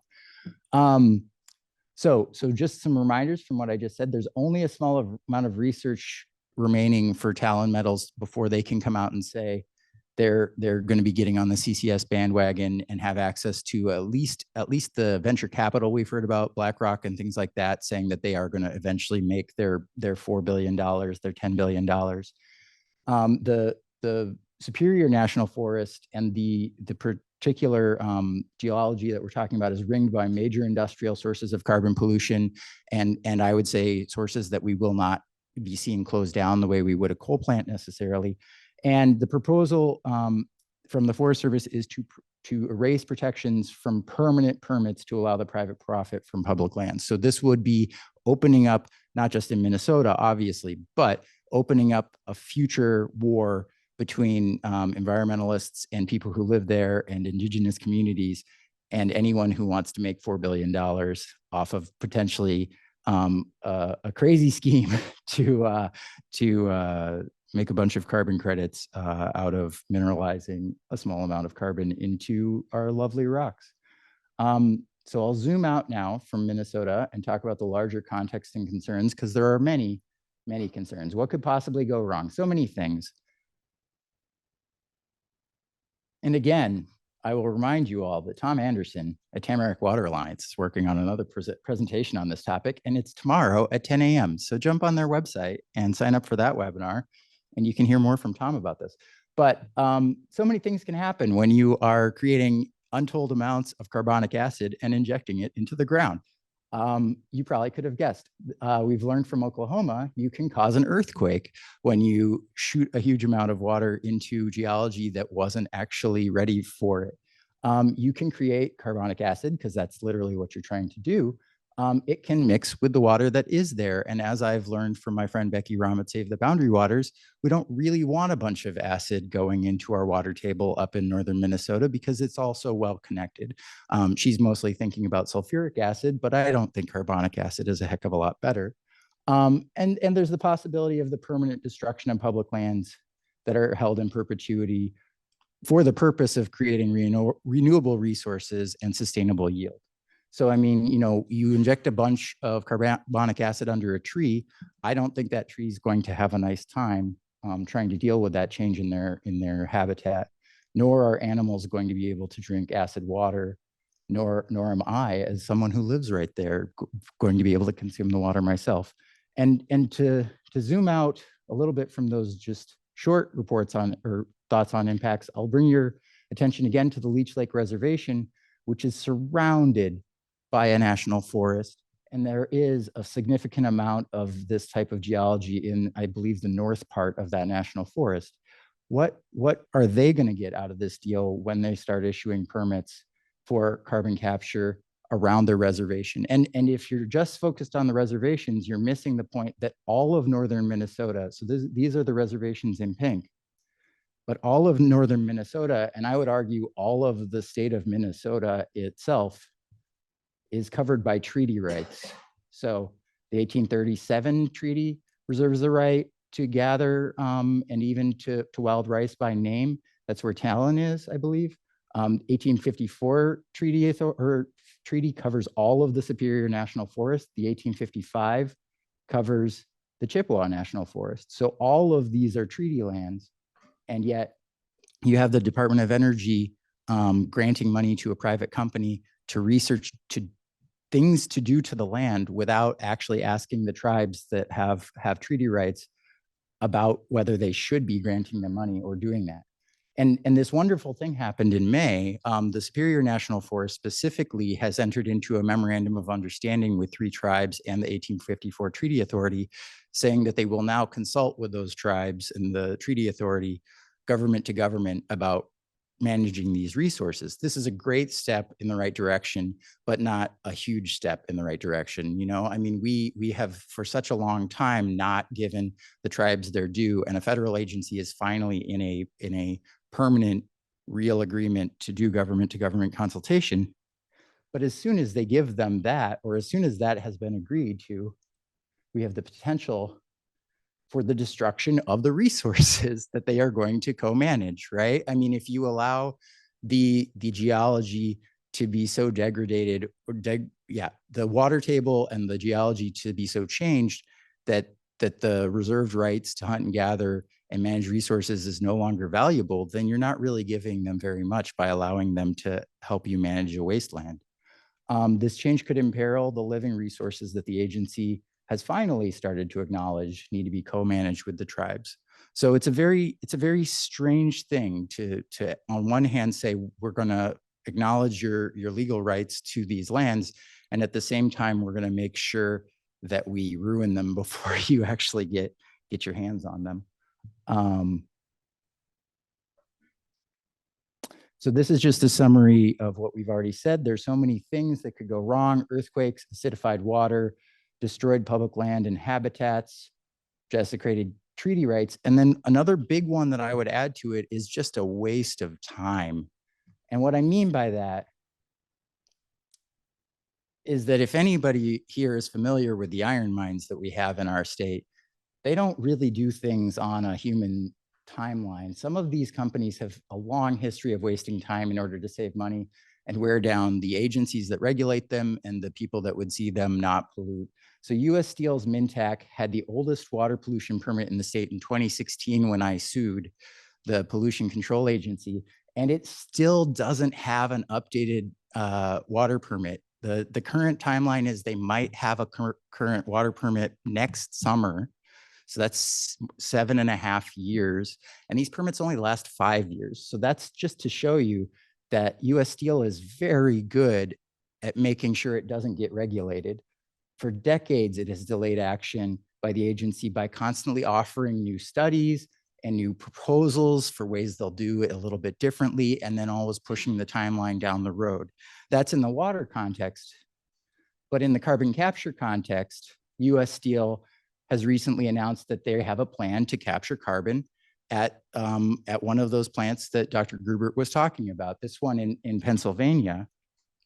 But your taxpayer dollars and mine are going to go to a study funded by the National Energy Technology Laboratory to see if at one of those steel mills, US Steel can scrape off a little bit of the carbon that's coming off of the very, very old steelmaking plant that hasn't been updated in any meaningful way for decades. But they are going to start a study, and they plan to start it in 2025. The test will take 6 months. And they will, at the end of that time, I'm sure, have a couple of years where they need to study how well the technology worked, maybe think of new ways to work on it. We've seen this in the water quality context. They're very good at studying things. They're very good at taking some public money to do so. But all of this is just a way where it's now 2030 and we still have an old technology steel mill in Pennsylvania that should have been closed 20 years ago. So what I would like to know is, will this research and development just be another way for the iron and steel industry to continuously kick the can down the road when there's already technology, and Dr. Gruber alluded to this, already technology to just make steel without making so much carbon pollution? There's actual low pollution, probably not zero pollution technologies that are being used in Sweden right now. And yet here in Minnesota and in the US, we're wasting millions of taxpayer dollars on potentially maybe capturing some carbon later, when you could just redo the steelmaking process with the technology that doesn't create the pollution in the first place. Only time will tell is not an acceptable answer when there's so little time left. I just don't understand why we continue to throw money after these things when there's already a mitigative technology that isn't carbon capture. And I am sorry that I'm going so long, but I just wanted to show you some vacation photos I took in 2017 when I started my research for this proposal. This is in Iceland. And this is what I liked to call the Terror Dome before I realized it was a CCS facility. This is just off the highway in Iceland. And it's a nice little geodesic dome and on a drill pad surrounded by gravel. And I have a video here, which I hope is going to work. Oh, the sound works. Okay.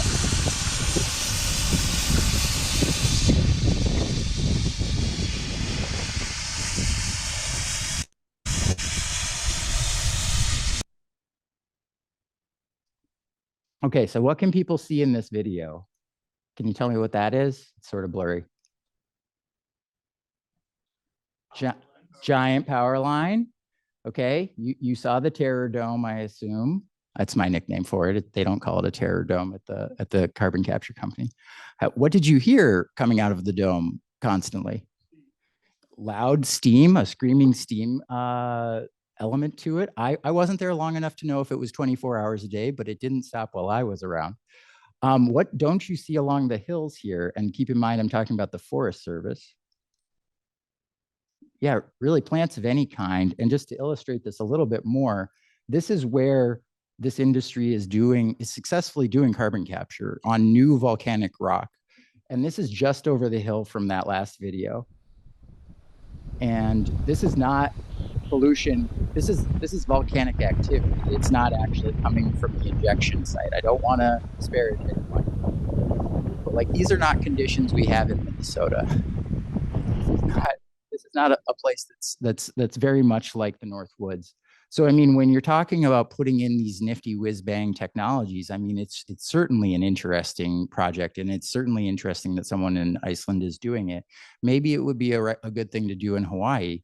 I have my questions about plopping down something like that in the middle of the Superior National Forest and being able to tell the 3 tribes with treaty rights to that land that they're not going to see all of their resources destroyed. You know, like wolves, bears, and eagles are not going to want to hang out around this sort of industrialization. And we're not going to be able to have both of those things at the same time in a national forest. So there is public opposition growing to this, even though the official proposal from the Forest Service hasn't come out yet as of today. There is an online poll or a petition rather, and somebody else made these graphics. I certainly have not used the Forest Service logo without permission. That was somebody else. I just put it in my presentation. And over 20,000 people have already told the Forest Service to just not drop this rule, not even start, just give up now. The Forest Service has delayed the production of this rule. It had been scheduled for August. And like I said, I expected it last week. I was going to talk about that in my presentation, but then they didn't put it out. And then on the other side of this, on Thursday of this week at 9 a.m. local time, Joe Manchin is going to be having a nice big full committee hearing about examining the opportunities and challenges of deploying carbon capture, utilization, and sequestration and direct air capture technologies on federal and non-federal lands. So on one end, you have the people who say, why would you do this? This is not a good idea. This is the last thing we want. And then on the other end, you have federal agencies, state agencies, and companies that are just aligned right now and all in for doing this on federal lands, on non-federal lands, wherever they can get it approved, wherever they can get it permitted. Interestingly, at that hearing on Thursday, no one from the Forest Service or any federal agency that manages federal lands is going to be there. It's going to be the EPA, the Department of Energy. So not the people you would think they would have invited. And I like to think that's because they, the Forest Service might have cold feet. I don't know. They haven't told me they do. And then I have a questions page, but when I made this slide, I did not know it would be hours after you guys already thought you'd be home. So thank you for listening to me. If you have questions, come on up and talk to me about it. And also there's going to be a short goodbye from Maggie and Sarah. Oh, from Sarah and Sarah.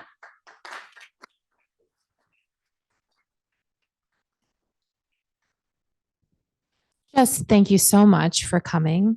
There are calls to action, and we will be reaching out to you to ask what you thought, ask if you are interested in joining us and standing together and knowing more as various opportunities for engaging in this work come forward. So we will be in touch. Thanks so much for your time.